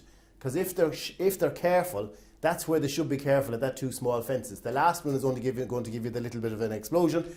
And you don't have to see this big jump of 115, 120, 130, 140 to get the jump out of the horse. If they're able to jump, you'll see it being able to jump. And people, if they have a good horse at home, or a mare or a stallion or whatever it is, they'll bring in the neighbour and say, Johnny, come in, you see this fella, jeez, he's brilliant, and they put up this big fence. That's stupid, because you will see that if the horse's ability to be a jumper, you'll see it at the small fence just as much as the front or the last one. If you look at him, he's sharp enough, he does try. The back end is a little bit looser than the other 2, and the reason why he finds it a little bit easier, we're on about later on or earlier on the confirmation, this fella has a little bit more length about him. And when Michael was showing the diagram up earlier on, okay, the horse that's square is going to find it a little bit more difficult, as which the other one was. This one, okay, has a little bit more length, a little bit more rectangle, and because of that, he finds it that little bit easier. That was a comparison to the last bay horse. Now, we're not going around saying, Jesus, these big long horse that you put the whole of the family on the back of it. That's not the idea, okay, but it's just the confirmation makes it a little bit easier for each one. And we look at it again with the front legs, and it gives a nice jump again there behind. Another one. Okay, so here we have a draft. If we look at the canter of this fella, okay, we can see this fella's canter is a little bit heavier, which is not understandably, because that's the type of horse it is. This is at one of the inspections. The horse is very balanced. You can see it going across the diagonal. And that makes a huge difference for when a person is trying to sit up on that horse, for whatever equestrianism part it wants to be it hunting, be it show jumping to a level, be it eventing, or be it pleasure riding. You still want the horse to do exactly the same thing for whatever part you want to do. If we move on a little bit here, we come into the jump and see what happens here. Okay, horse is very careful. It tries its best. It's very sharp in front, even sharper than a couple of the other ones we saw earlier on. As you can see, it's athletic. Perfect. But for a draft horse, jumping what it's supposed to do is doing that very credibly. It's careful at the first one, it uses the shoulder, it uses his body, and it's sharper, as you can see, than the other 2 horses. At a level. Okay, now, can we go back just a second there, and can we just pause it a little bit? Is that possible? That's in slow-mo as well, Is it- if you want to see. Okay. Well, this is it in slow motion again? Oh, that's No, I'm after going back there next now. one. Okay. That one will be in slow-mo. Okay, so if we can get that one in slow motion again. And the 2 last phases of the jump. So here's the horse coming to it again, I think. And the mid-flight and the landing. This is where this is a little bit different. Horse is coming to the fence, still sharp enough. Okay, now, here it hasn't just it's in mid-flight, and if we look at just about, okay, it gets over the last part of the pole, and it lands a little bit in a heap. And comparison to the other 2 horses, okay, they were moving away a little bit. That's because of the horse's confirmation is restricting this fella to do what we would like it to do as regard to show jumper. For what it's doing its level very well.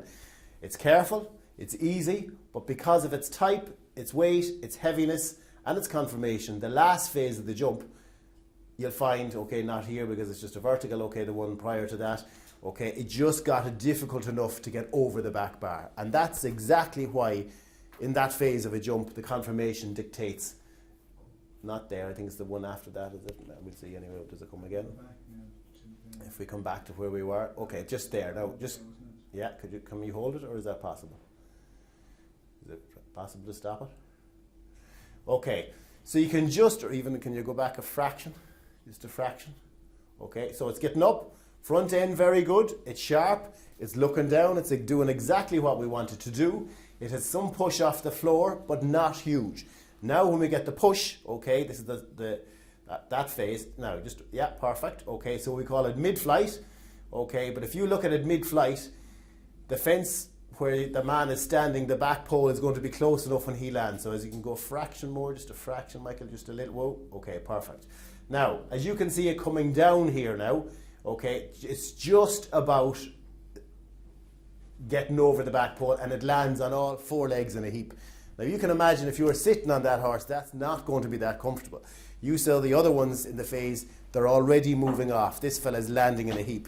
Now, and I'm not giving out about the horse, he's just doing what it is because that's the type of horse it is. But if you had another pole further on, if that was a combination, and another fence earlier on, you can imagine landing in a heap and getting one stride, you have nothing. And that's why the takeoff is very important. Mid-flight, the landing and the push. That's where the problem would be here, okay, with the push away for the last phase. Okay, have we another one, Michael, again? Sorry, another horse. Yeah, whichever. I think this might be the last. This could be the last one. Okay, this fella again. See him going round, canter again, it's short enough.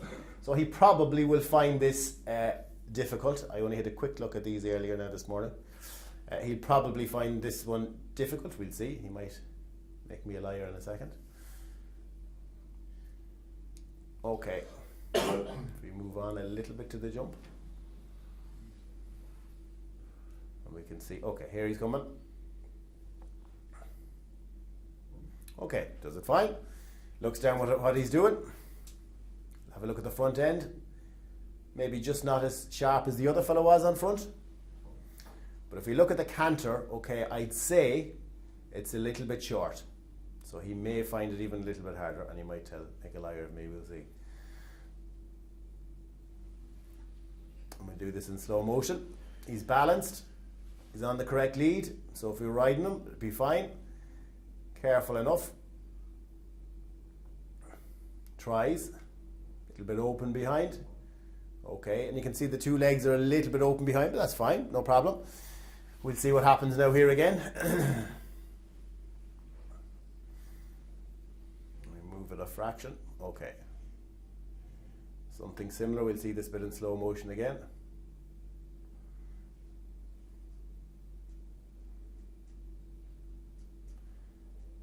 Balanced again around the corner, looking at what he's doing, looking down, which for me is good.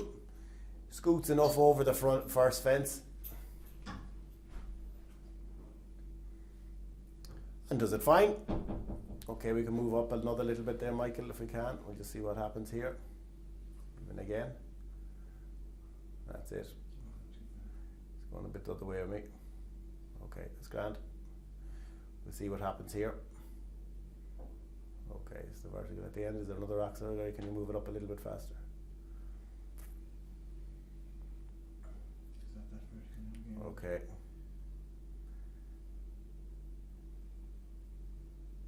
No, that's fine. Okay, that's grand. Perfect. Okay, so you can look at 1,000 different horses every day. Every jump, regardless of what you're in, should be what you want it for. Remember, we're talking about drafts here, okay? We're not talking about elite show jumpers, but that's not what they're supposed to be. But the actual jump themselves, or the jump itself, has to be the best of what it is for whatever sport you're in. And as I said, if it's a racing person, they want it different. They want it quickly and fast and get over the other side as much as they want, as quick as they can. The hunting person wants that horse to be careful, whether it's a gate or whether it's a wall, or the show jumping person wants the ability and the scope and the blood to be able to get from A to B and to do it correctly. So we have to think about what we're looking at. What sport is it for? What utility is it for? So we have to think maybe differently on whatever horse we're looking at. Okay. And I suppose just to make the point then, Kieran, that the sport horses obviously were more athletic. Yeah. And when we're assessing sport horses in the profile, they have to get a higher mark. Absolutely. So their mark for to be successful is maybe 75 out of 100, but the draft only has to get 65. Yeah. So the fact that he's a draft and heavier and all the rest, and as we saw there, not as athletic, but we're actually not expecting him to be, so the score we want for him to be successful is 65 on the profile, which allows for the draftiness. That's it, and that's what, as I said, Michael, you have to look at what's on front of you and what part of equestrianism you're looking for. So we do not expect that draft horse to be able to go in and jump a 1.50 m track, because that's not what they're for. But whatever part they do, whether it's show jumping to a level, whether it's hunting to a level, that they do it in the correct way that we want them to do it. The other horses are jumping, are for eventing, okay, which has changed completely, and show jumping has changed completely. But because of what we're looking for here in drafts, we have to have a different standard because it's not for the same part of equestrianism. Yes, sorry, most can I definitely. just ask you something, going back there to the draft horse? Yes. And, you know, he landed, as you say, in a heat. Yeah. Is that what you refer to as scope then, or lacking in scope? Okay, scope is the ability for me or for everybody what scope is. If that horse, if there was another fence after that, that horse has the ability, the scope and the push and the blood to be able to get over that fence without any big difficulty. If you can imagine another fence there just after that, and you can imagine that horse or some fella sitting on it, he'd have 4 heart attacks before he comes to the next fence because he just hasn't the scope or ability to push to get over that fence without any difficulty. So scope is the blood, the ability, the capacity to be able to jump with ease if they make a mistake and if they're so light, okay, which has changed completely. Horses years ago, we'll say for example, was one fence here, one fence there, whatever, okay, now it's so technical, so that they're so light, so easy, that the rideability is there, that they, when the combination fence, the first one is short and the next one could be 7.5, 8, 9 yards. So it's not natural. So that horse has to have the ability to be able to push off the floor and the scope to get the far side of that fence. That for me is scope or blood. And that's what's needed now for that part of show jumping. But this is not animalism for that specific job at that level. Yes, to a level, absolutely. And but it's changed. Things have changed. Any other questions, or is that all right? The drafts would still need to have a certain amount of scope. Absolutely, yeah. If we go back and look Absolutely. at two draft horses like we're looking at there, like I know it's an area I thought on, and I'm sure everyone, well, some people may agree, but if we look at those two draft horses, I know they probably both have passed inspections, and if we look at their marks for jumping, I would bet 100 to 1 that they'll be very, very similar. And when you've explained it to us now, they're very, very different, those two horses. You know, it's one area I think we're really falling down on. Yeah. On the jump. Yeah, and that's what I'm saying. Each person, that's why I said initially in the beginning, every person might have a different idea what a jump is. If you're a thoroughbred person for racing, your idea of a jump is Jesus, that he's quick and sharp and as fast as he can get from one side to the other of that 5 phases. If you're a show jumping person, that person has the ability, that person thinks differently, that it takes off of the right man, that it's sharp on front, it flicks the back end, and when it lands that it's able to push away off the floor. If you're a hunting person, you want that horse, okay, to come to the gate, and if it has to put in another one to get you over the far side, great, or if it has the ability to maybe stand off to get you over the gate, that's fine, depending on what part of the sport you're into. Everybody has a different opinion about a jump, but the jump is the same regardless of whatever. Those 5 phases of the jump should be the same regardless of whatever sport or part of equestrianism you're in. Right. That the 5 phases are easy to be done regardless of what phase you're in. For a draft horse, we don't expect the back end to be flicking away up here because that's not natural. Last 2 weeks ago we were in Germany there looking at them, and you know, they think they breed everything perfect, and absolutely they do not. There was more of them afraid of their life. That's why the jump was there. Okay, it's not that it was natural, it was abnormally unnatural. Some of them were natural, some of them weren't. And the horse's natural ability to jump comes from the conformation. But the second horse had a better jump as such, but then when you brought us on, it showed us the landing, which wasn't as good. Yeah. You'd be knocking him back there, wouldn't you? Yes, because the reason why that landing wasn't as good, because the horse hadn't as much scope to get away for the last phase of the jump. And his canter was shorter and weaker. So because of the conformation, is what I said about his canter, that's what made it, that landing phase of the jump, more difficult for that horse. Because of its conformation of its canter was short. So it just hadn't the ability or the scope or whatever you want to call it to move away for the last phase of the jump. I think, Tiernan, if you look to its shoulder, is very loaded and heavy. Yeah. So therefore it hasn't the ability.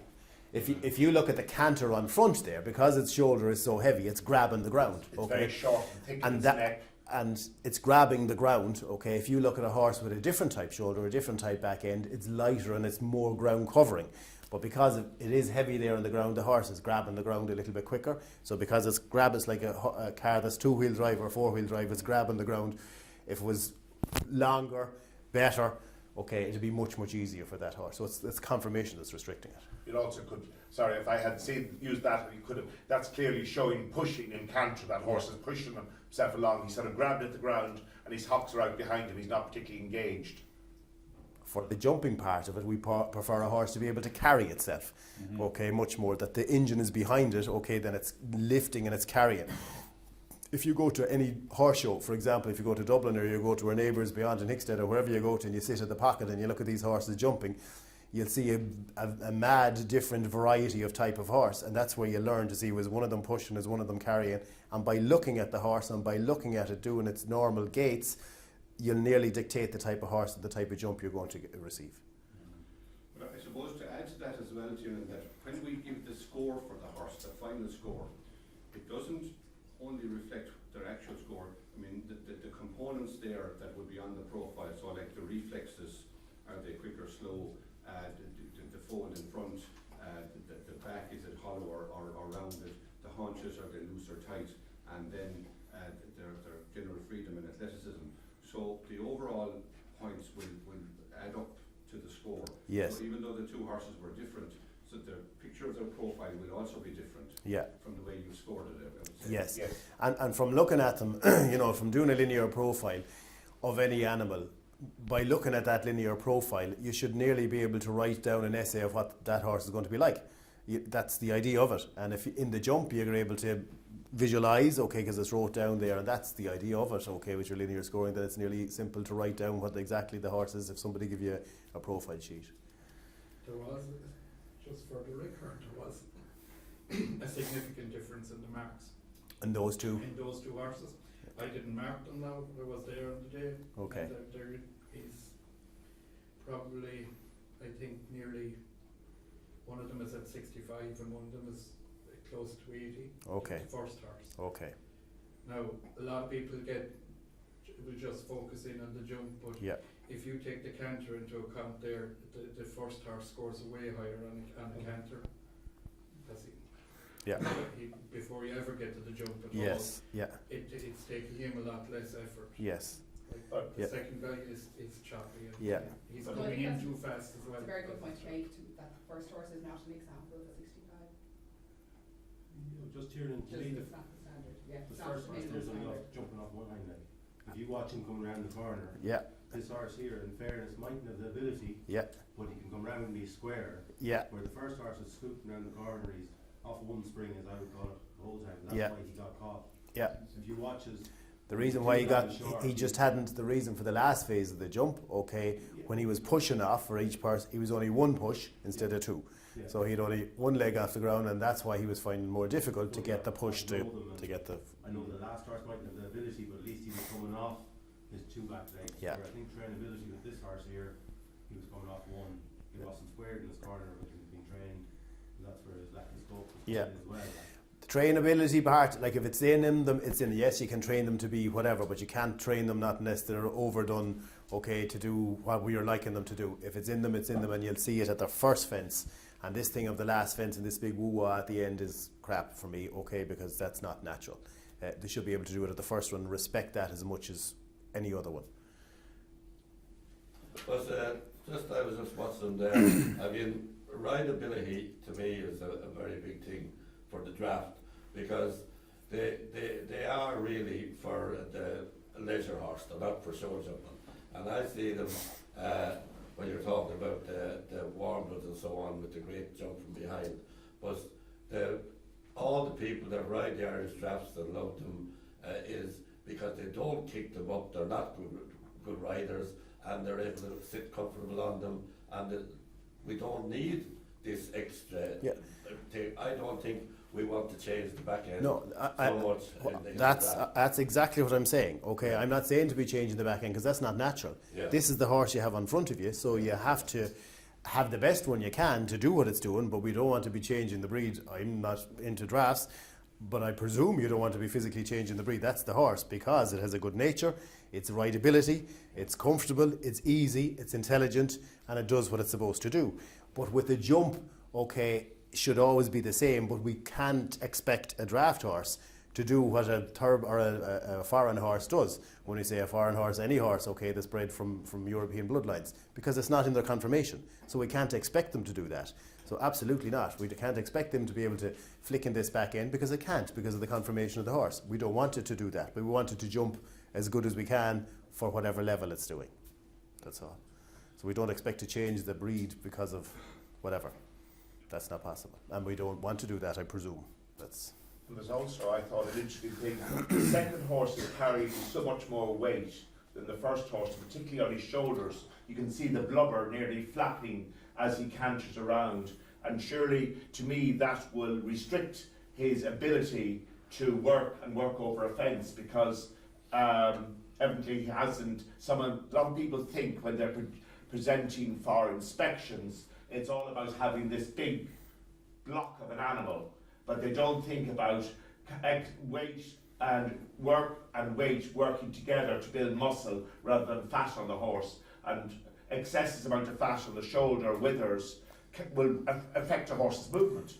A lot of people don't seem to take that on board at all, both in the show ring and also at inspections. And just another thing, okay, we be abroad quite a bit, and I buy a lot of foreign horses, and not every one of them, you might sit at the side of a ring all day looking at 50 to 100 4-year-olds, and by God, not every one of them are show jumpers. You know, so don't be thinking that we're doing something drastically wrong here. Absolutely not. And there's more rubbish there than there is here, and an awful lot more rubbish there than there is here.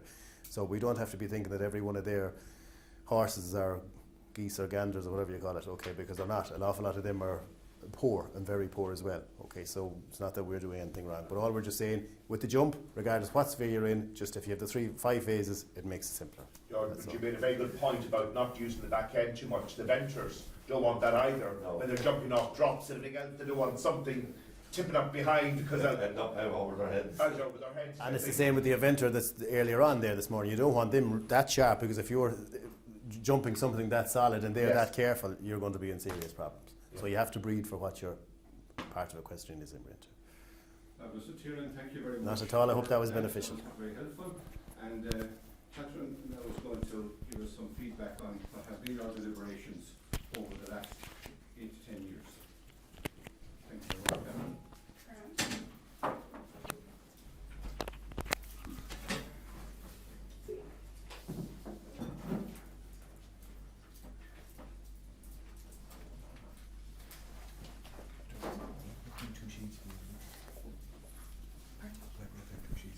Yeah, if you like.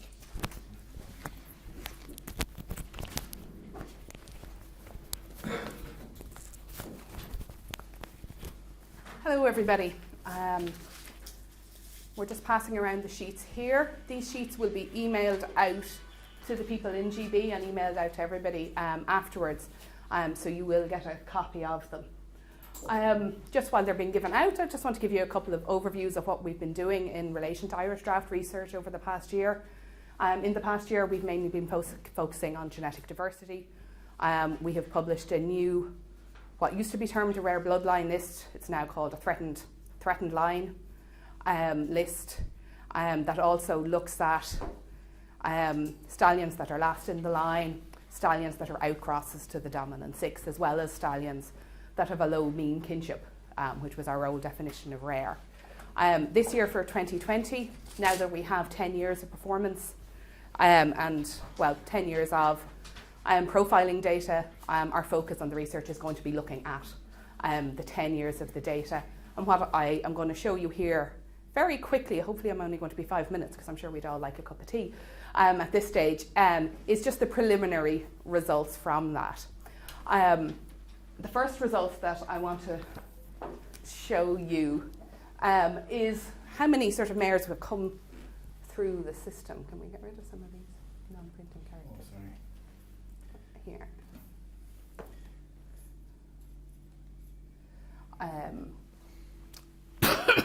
So that one of the figures that we're interested in calculating is out of the fillies born, how many of them have actually come out through the inspection system. So about 46% of the fillies who were of the correct age have come out, and of those 68% have attained class 1. So that gives us overall, that say if we took the 2008 cohort of fillies or the 2009 cohort of fillies, about the top third are being awarded class 1 status. We would love if we could get to inspecting over 50% of the filly foals born, but we're actually not that far off it. So roughly speaking, 2/3 or just over 2/3, are awarded Class 1, and about 1/3 are awarded Class 2. We see very, very few fillies coming out getting awarded Class 3, so that's unusual enough. One of the figures somebody already mentioned, bone, is one of the things. So one of the things we calculate is of the fillies who at inspection are judged to have met type, so that they have the 65 score for type, what is the average bone measurement in those fillies? And it works at 23.7, which is just over 9 inches. So that the breed standard is being held within the filly cohort that we are seeing coming forward. Of the fillies who are not meeting the minimum for type, they have on average 8.5 inches of bone, 21.7. So we can clearly see the difference and the effect bone is having, and the differences in the breed standard is coming through in our inspection results. Do you have percentages for that? I don't today, no, but we can send them out to you, John, that's no bother. What those percentages are. One of the things Alison asked me to present was, I suppose some of the things we hear back in the office and with people saying is, oh, my mare was put down because she was short on type, or my stallion, he was put down because they didn't like his jump. And people present these results as if that was the only flaw that there was in the horse. So one of the things we wanted to remind and show people of is that although that is something we hear, it is not something that is reflected in the reality. So one of the things that you'll see is that only 1% of mares and practically no stallions have ever gone down on type alone. So this is measuring horses that have met the minimum scores in conformation movement and for stallions in athleticism, but have just come up on type. So that we don't see this phenomenon of animals being short on type, but being, if you like, we'd call these the nice half-bred type horses, or the horses that we think have come out to the wrong stud book inspection, that they would pass if they were a sport horse, but they've come out, they're not making type a draft. So we don't actually see that in practice. And the other thing that we don't see in practice is stallions who fail the jump only. There's only 1.5%, so that is a handful. We could count on one hand the amount of stallions who've gone down on their jump alone. So what we see in general is the areas in orange are where the animals do go down. And the common thread here is that they mainly go down in movement, and they mainly go down in more than one area. And this is just proof of everything that we've seen today, and it means it's reflected in the overall inspection results that we're seeing, is that the conformation and the movement are related, and the scores are following through, and they're following all the way through to the classification outcomes. And I suppose that would be, if I had one take-home message today, is that when we analyse the scores, because I'm talking about what you've actually done and put pen to paper on, is that the picture or the essay is, can we write the essay from the lower beams to the upper beams to the classification?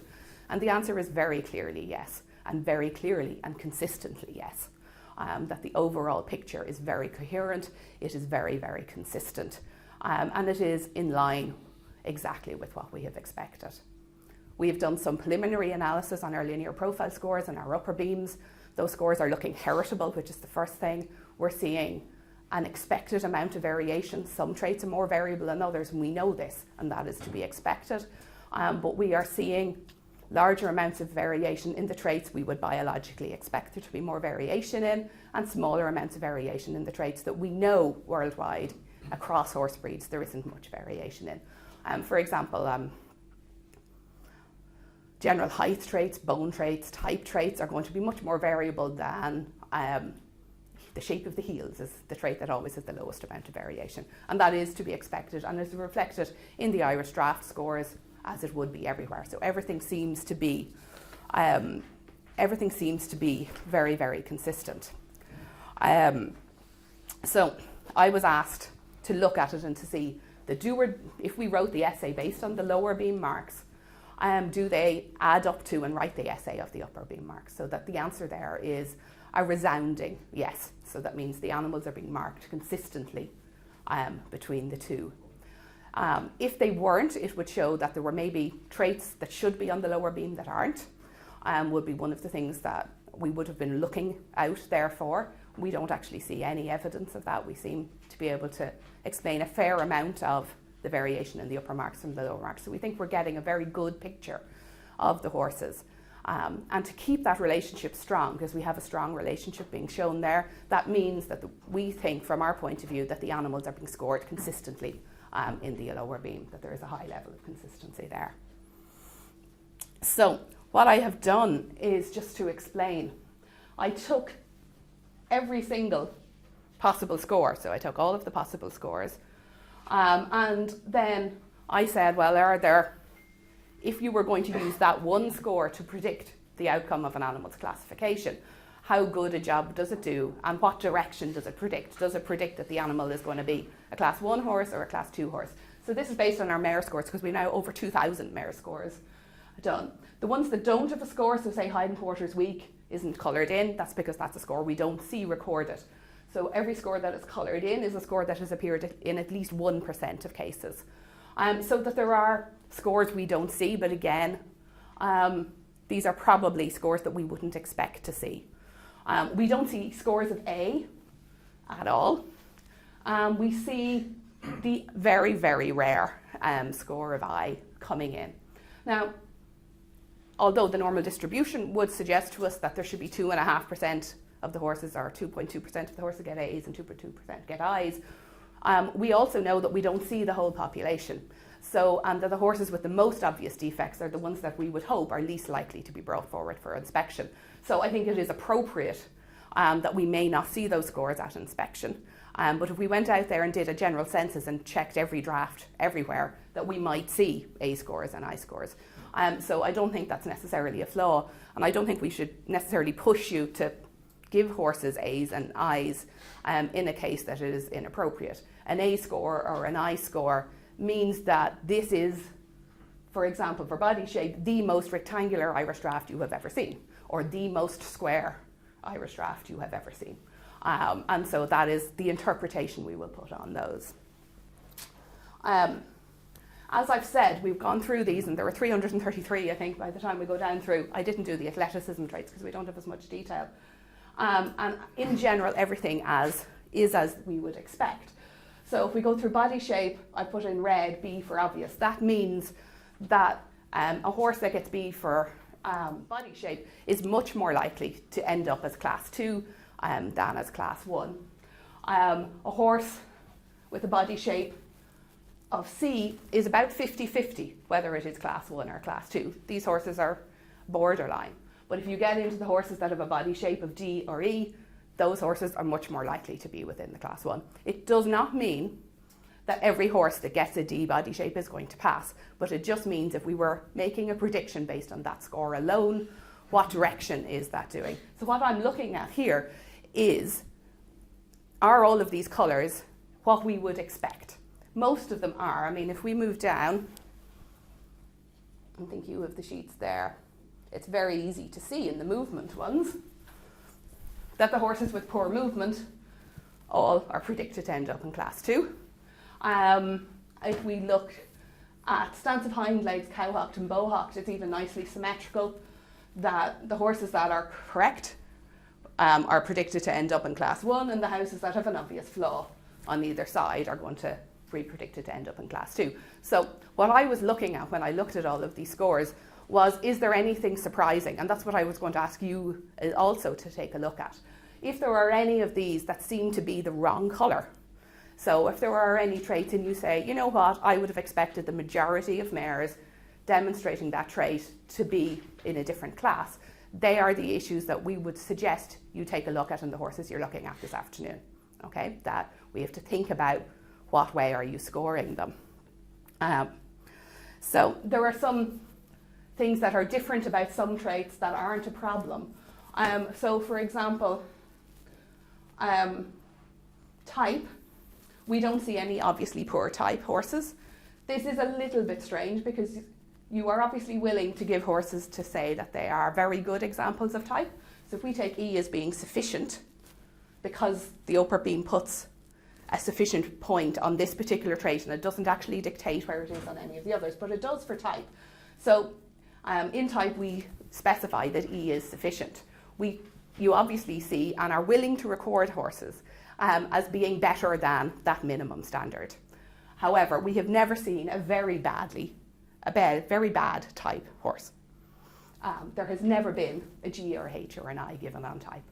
And that, I would suspect, is politeness on your part. I don't believe that every horse out of the thousands that have come forward that don't meet type are only just a little bit short. Okay, so that's what we imagine is happening in relation to that trait. As I have said, we don't expect necessarily to see Irish drafts who are in A's and B's for jumping. If we tie back into what Tiernan Gill says, and we're talking about the extreme seen in all horses, we would expect to see show jumpers out in the A's and the B's. Show jumping stallions that get through tend to have B's and C's, but that obviously what we're seeing here is the differences in the nature of the draft, that it is perfectly acceptable to be down as far as an E and F and be a draft. So that is showing that the linear profiles are accurately describing the horses in relation to the biological extremes, but they are also properly taking into account the different bar for example, elite show jumpers and Irish draft stallions, that they aren't measuring. We're not holding Irish drafts at the same overall standard, and that is being reflected in them. So what other ones are of interest? Trot correctness is only scored out to the right. Again, that is appropriate. We see horses that are correct. Some of them are very correct. But in general, we're not going to see horses that are +4 to the correctness. So the fact that we have no scores recorded here isn't a surprise given the nature of the trait. We would like all of our traits of the 45 to follow the bell-shaped distribution, but sometimes we know that because of the way we've defined them, we're actually not going to see it. So the correctness traits can be an example of one that doesn't fit the bell curve, but it is appropriate that it doesn't fit the bell curve. There were 3 out of the 333 that I was a little bit surprised at. And these were the ones where forearm is the most surprising. Or it's the one that we'd like you to think about. Forearm E is an average. It means that is the forearm that you are most likely to see in an Irish draft. And it predicts class 2. It is read that the majority, and that means a significant majority of those horses, that about 70% of the horses given a class E in their forearm end up being class 2. So the question with there is, is that true? So it is a question from me. It's not telling you you're giving the wrong score, because you have to give the right score as you see the animal. But is it true that Irish draft mares are too light, that the average mare is too light? So that is the conclusion from that. That's what a red at E means, is that the data appears to be telling us that the view of the inspectors is that the average forearm they see in Irish draft fillies and mares is too light. If that is the correct conclusion, if you believe that is what is true, then that being E is correct. If you don't believe that, you're marking them a bit hard, is what that means. And right? Yeah. On the bone there, the 21.8%, like, are they related to that then as well? In the same? Everything follows down. Yeah, so you don't have a percentage of the 27. No, we will, when we do the fuller analysis, we will follow down. It'll answer some of the questions. One of the things that it also shows is that, say, the type and the whole lightness is a couple of the linear profile traits. It's not just, there isn't a one-to-one corresponding trait. That bone is very highly correlated to a couple of these traits. The other ones that are surprising at, and it's probably much the same issue if we go back up, is barrel.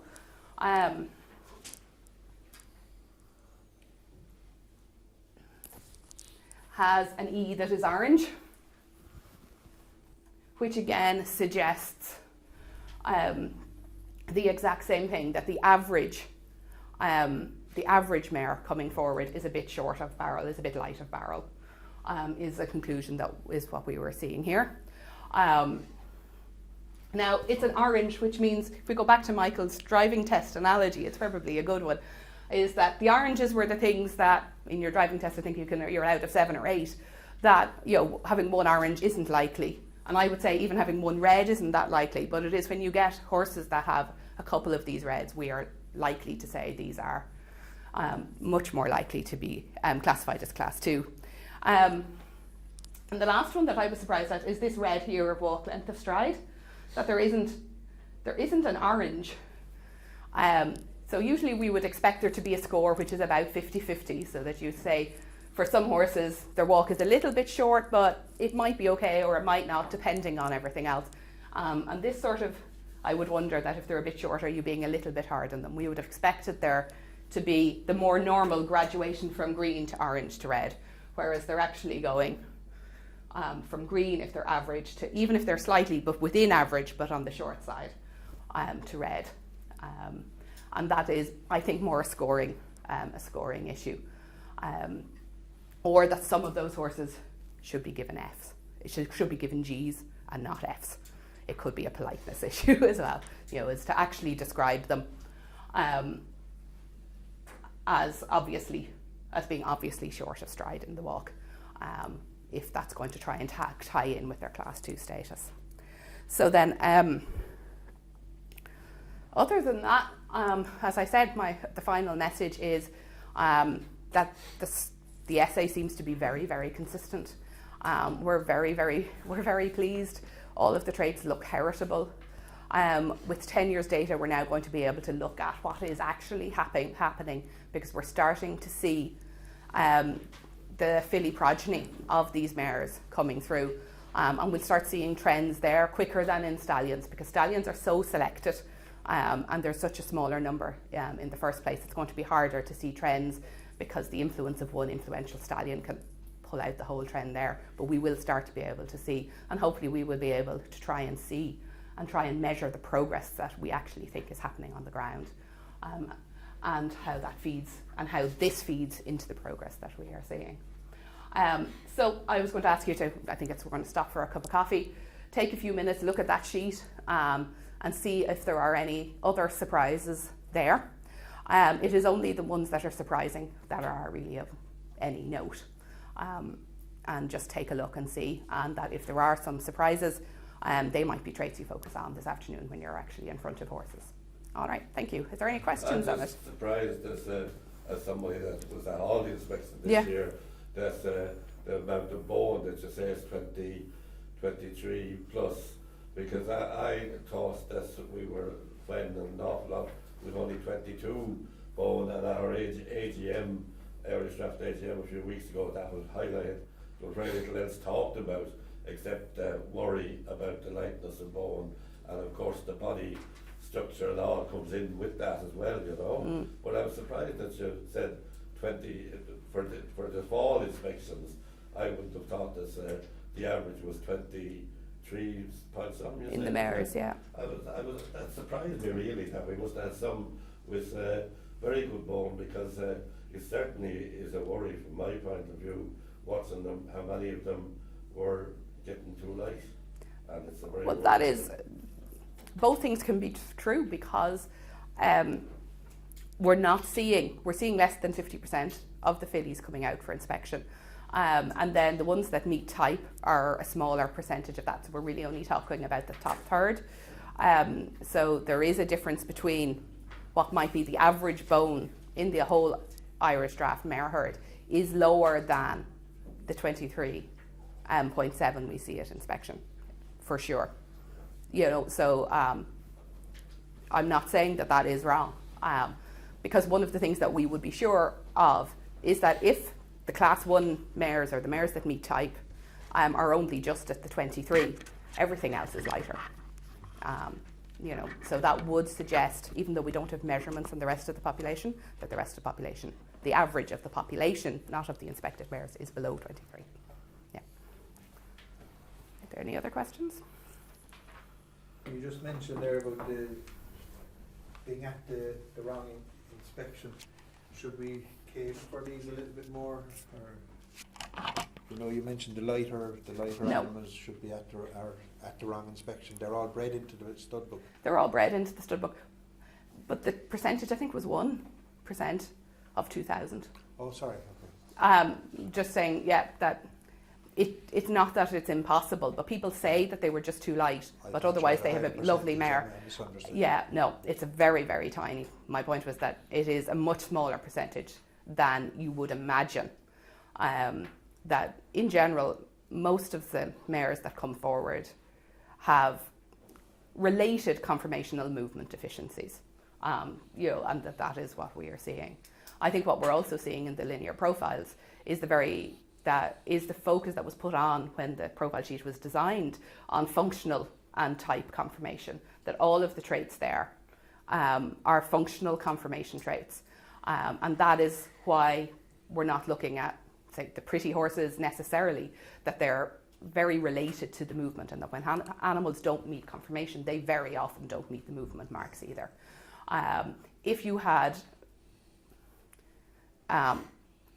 conformation scoring that was looking at, say, pretty horses and it didn't care about predicting soundness or it didn't care about predicting their function, then you would see a disparity between the two, and that animals might be likely to pass conformation because they look nice but that they don't actually move. But we don't see that, and I think that shows that we really are, the linear profiles are capturing the data we wished to capture, which is the functional conformation.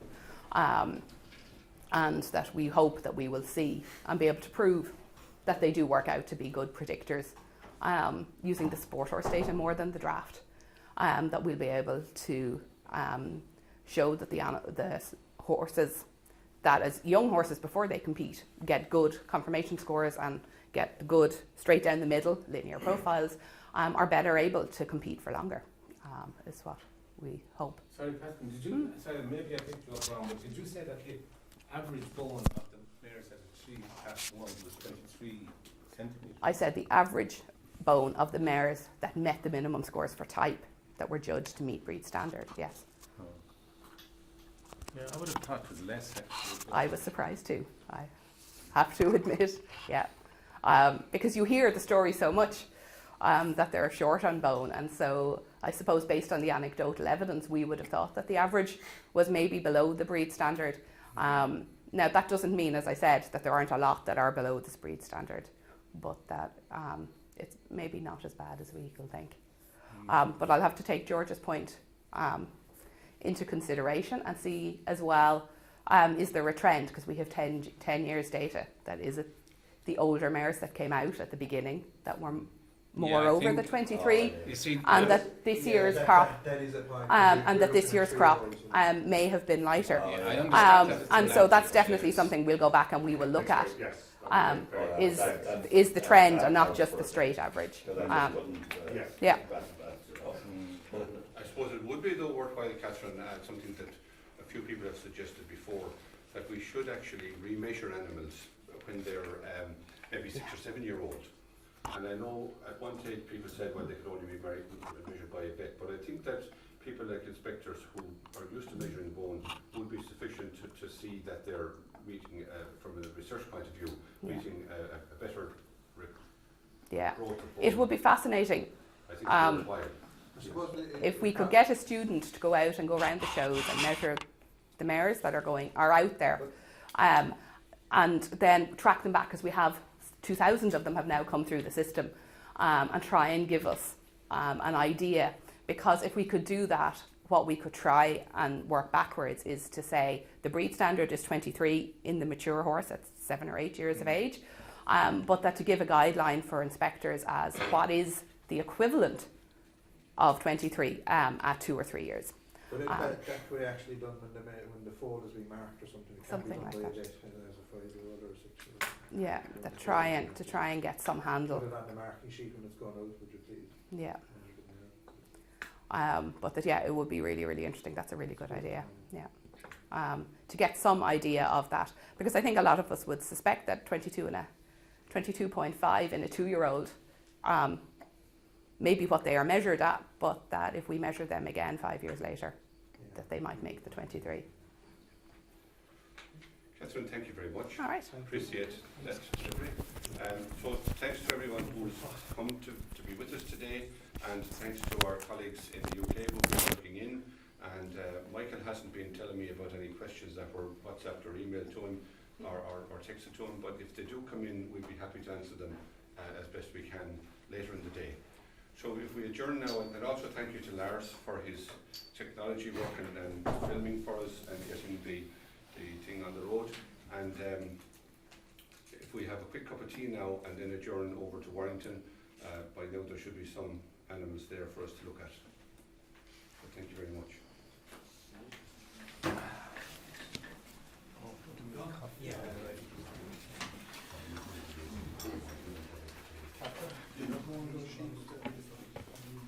Yes. Yeah.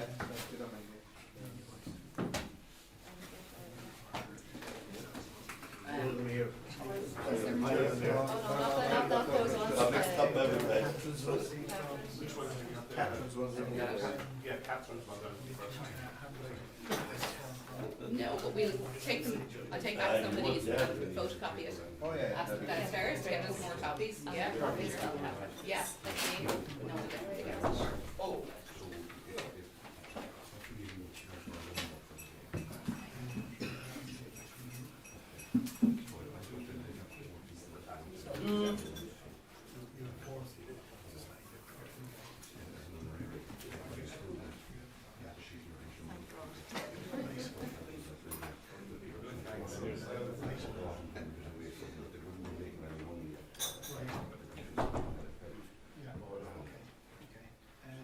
Yeah, no, I thought that was interesting. Yeah. Obviously, I couldn't, obviously, Caroline, like, for example, you want to get something in here to do that. You know, it's, Yeah, we'll have to see, Yeah, it surprises me now this year. because we see very few over 24. yeah, but there was quite a number now this year. Like that, in Town Cork. 22. Yeah, and that's why I think that the average, there wouldn't be many over 23, so it's like the average of 23 was additional ones, but as you said, that's over a longer period, and maybe some of the earlier years, the mayor's had more. There's some more concern now. Other thing that may have happened is that in the earlier years, with amnesties and everything else, some more older mayors, whereas if you look at the 29 inspections, you're really only seeing young mayors, you're seeing kiddies out. Yes. And that in the older days. Yeah, but that's true that the young mayors have to come out. I mean, 10 years ago we were all older mayors. Yeah, so you're right in that, although those figures aren't the right figures. I'm not The notes I checked them because I was so surprised. It may be that I have counted apples and oranges. No, I'm not, Do you know what I'm that not, means? I'm not disabusing you. Yeah. I'm just saying that No, but we'll have to check it out. it's, What's yeah, the it's, bill? that's Yeah, I'll have to, you're right, we need a more sophisticated measure, which is to say, just take the ones of 3-year-olds over time and see what are they. None of them ever talked about measuring the 3-year-olds and what's going to do this on after. Yeah, we're all assuming, We're all but we know they don't. We know they do. Well, they didn't. Where are we hoping? They kept saying they're looking at it, but the ball is good. I'm not sure. Yeah, we don't know, and there is, we know that we don't know, I'll put it that way, because we had wondered before, could we get some way of negative growth rate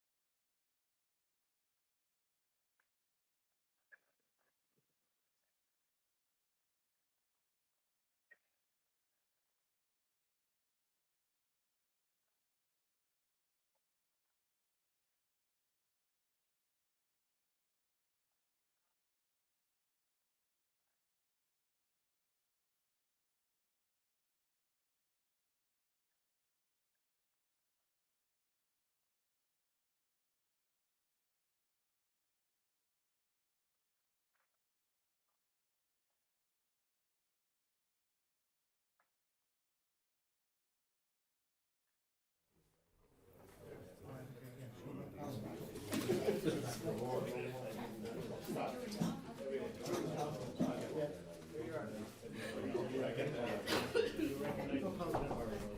suggestions for February.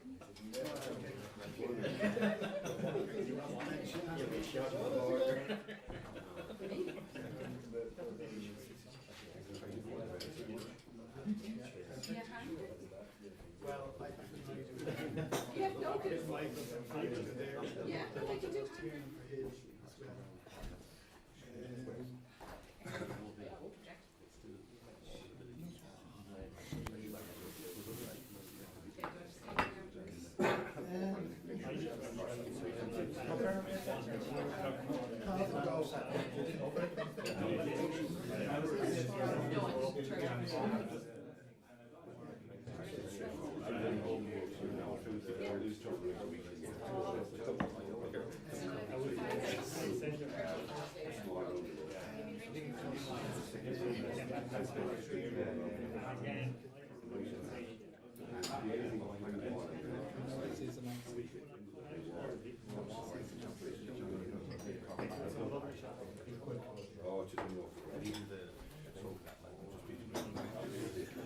Do we just do this now? Yeah, those mics are live. Mics are the whole time, so. Grand. Well, maybe I'll just do that. No, go on, you want that. I think what they said to me, was that Maybe we can finish our topic. and we didn't get it right. So if we could take that, yeah. set up again. Probably could print off one again. I know that.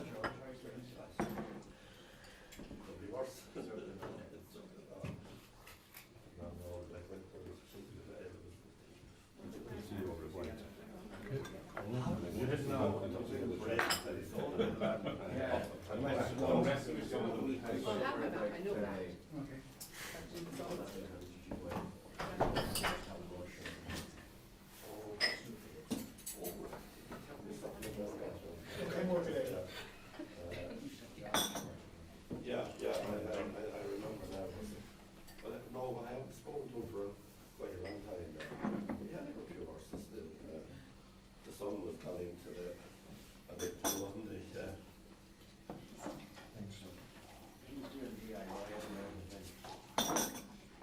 Is he? Yeah.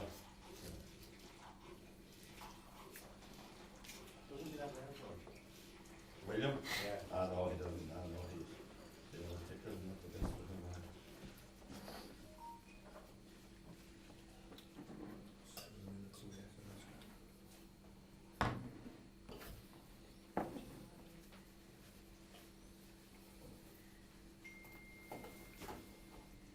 Who's going in? No, you wouldn't think the woman would come back. You No, wouldn't, you wouldn't. but as you said, that's over a 10-year period. I know, but it doesn't matter, it's still 23, 9, something, you know what I mean? It's still an average, you know, which is very good.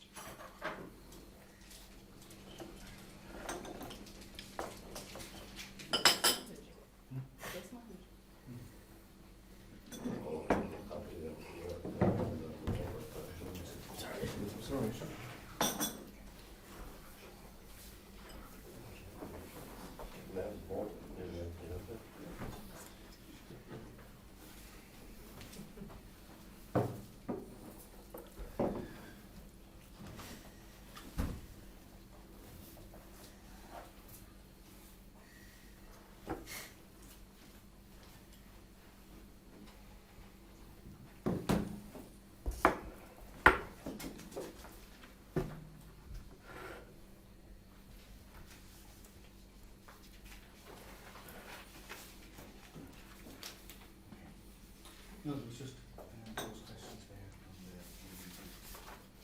very interesting comment.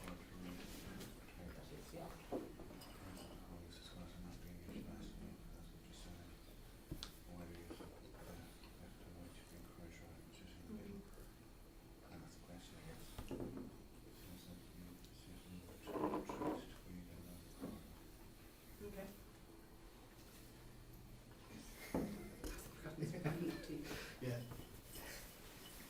So I suppose it's just a matter of time.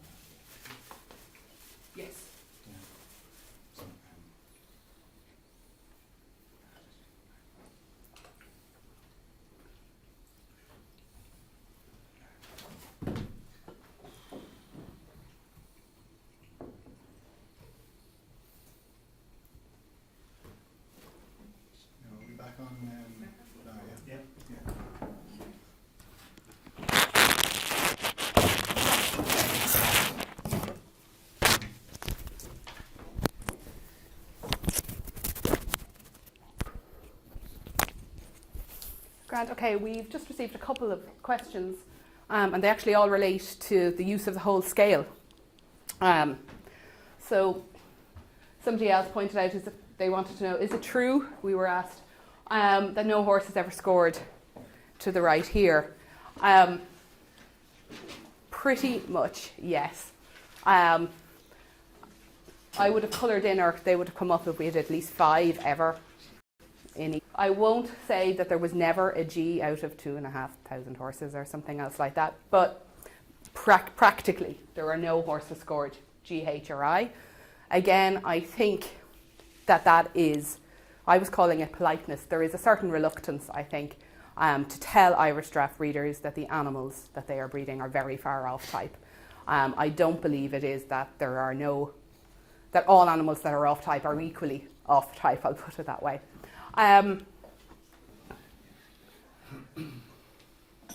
So the question then was, should we encourage the inspectors to use the whole scale? And the answer is yes. If it is appropriate, we would rather to see the whole scale. But as I have said, the lack of A's and I's when we're looking at a 45% selection of the population is not unsurprising, and might actually be in keeping and showing that our breeders are not bringing out just every, and that they are keeping the worst of the fillies at home, so that we don't see ones that have a large number of very obvious defects, that they're not coming out as far as inspection. And certainly in stallions, where we would expect there to be a large degree of pre-selection, and where we see that only about 16% or so, 1 in 6, are awarded Class 1 status. In that particular case, while in theory we would love the whole scale to be used, I think it is unrealistic for us to expect people to pay to put their stallion through a process to be told that they are a H or an I.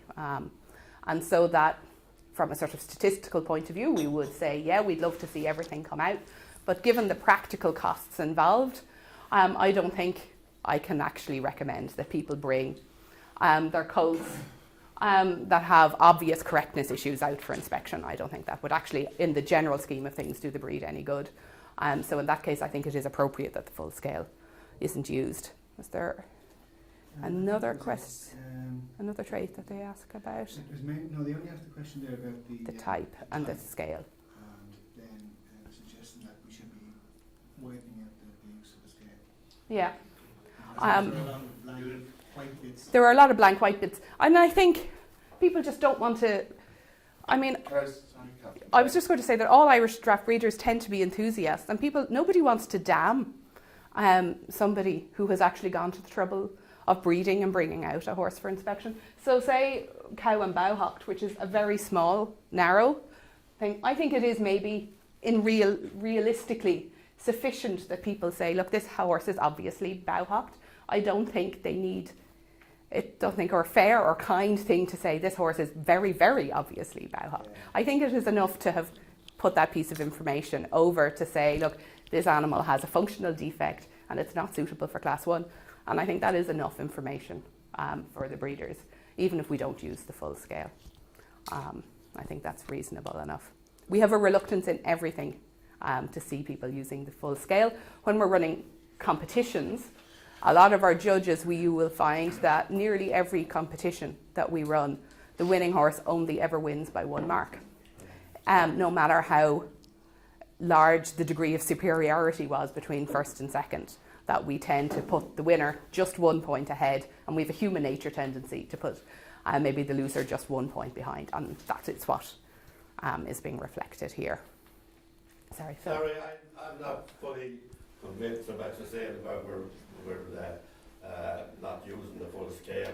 I don't think there are many mares, if any, coming out that you would go right down to the bottom end. Yeah, I think that's true. Change in what you were saying about the cost of getting them out. And I'd say all the mares that are not coming are just not up to the standard, and we're not seeing them anymore. We did see them a few years ago, and the same with the stallions, but we're not seeing those very poor type mares coming out in any numbers now. And I certainly would be a person that if I thought they were the full scale, I would be very quick to give it to them. I think everybody knows that. So, no, I don't think they're coming out in that numbers now. But there are, as we all know, there are a lot of mayors there that are just getting there. You know, was the confirmation, in my opinion, in the years that we've done this, and has improved unbelievably, except a bit worry about the bowling. You know? Maybe I'll repeat for the whole group and for GP. Sort of the conclusions following, I had a bit of a discussion with George. He was asking me about those bone stats over coffee, and I am going to reanalyse them because it is possible that in the first few years of the data we had a much larger number of older mares coming out, and that in, say, the 2019 crop may have been all 2 and 3 year old mares.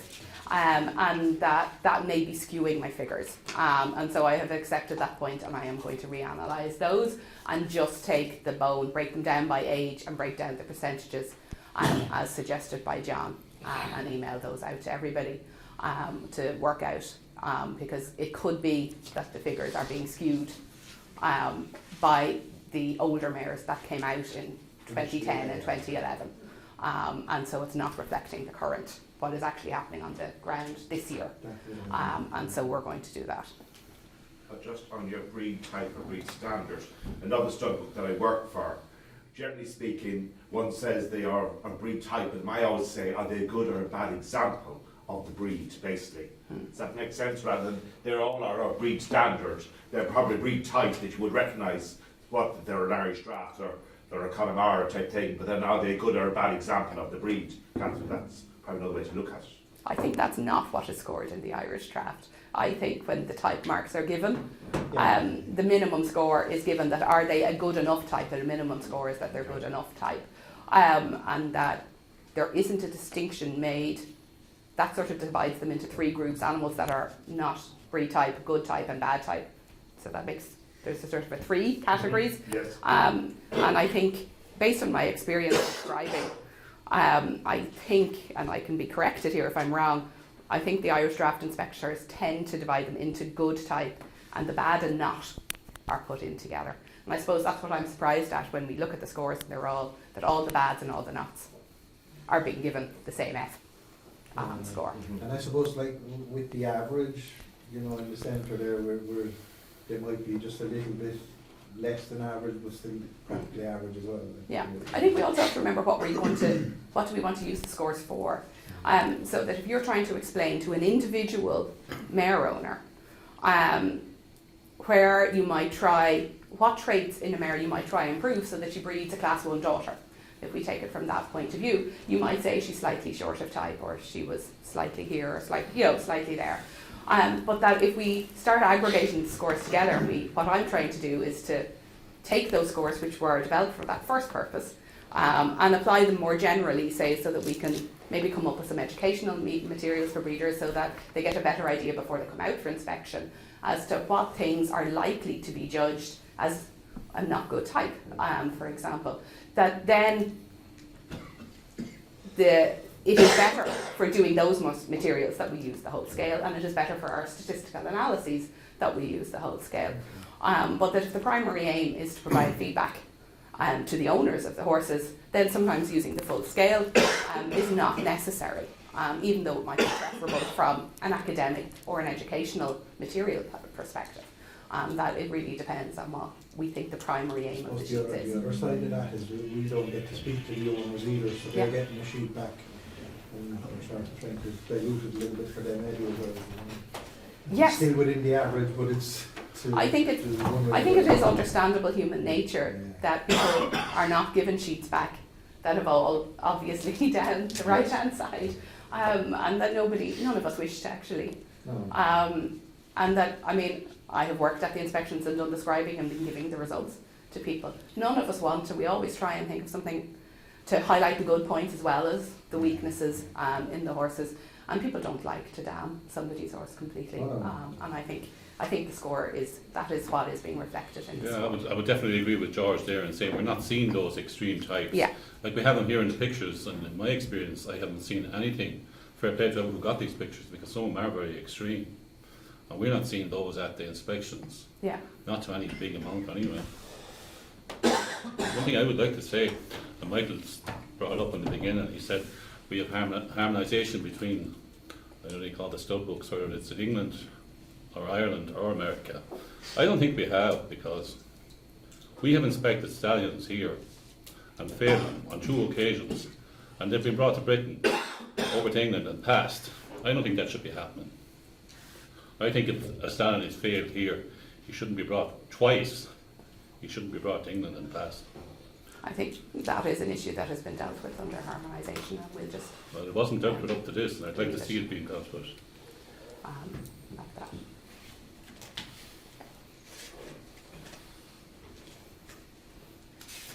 Are there any other questions, Duncan? I don't think so. Okay. Do you want to sign off then? I'll Hand sign you the off. mic. Yeah.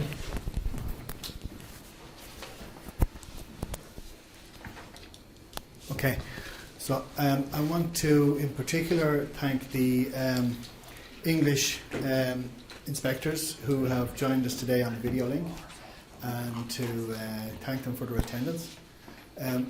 The information, the paperwork that we have distributed here today will be emailed on to those people in GB, and so they'll hopefully receive them before the end of the day or early next week. And also, in relation to today's training, I'd like to invite the feedback, or to bear in mind that I'm going to be looking for feedback from Great Britain and from the inspectors here attending today as to how they felt the day has gone so far, if they found it useful, if there's anything that we've missed or any topic that we need to maybe emphasise more, and do a little bit more work on those for the next session.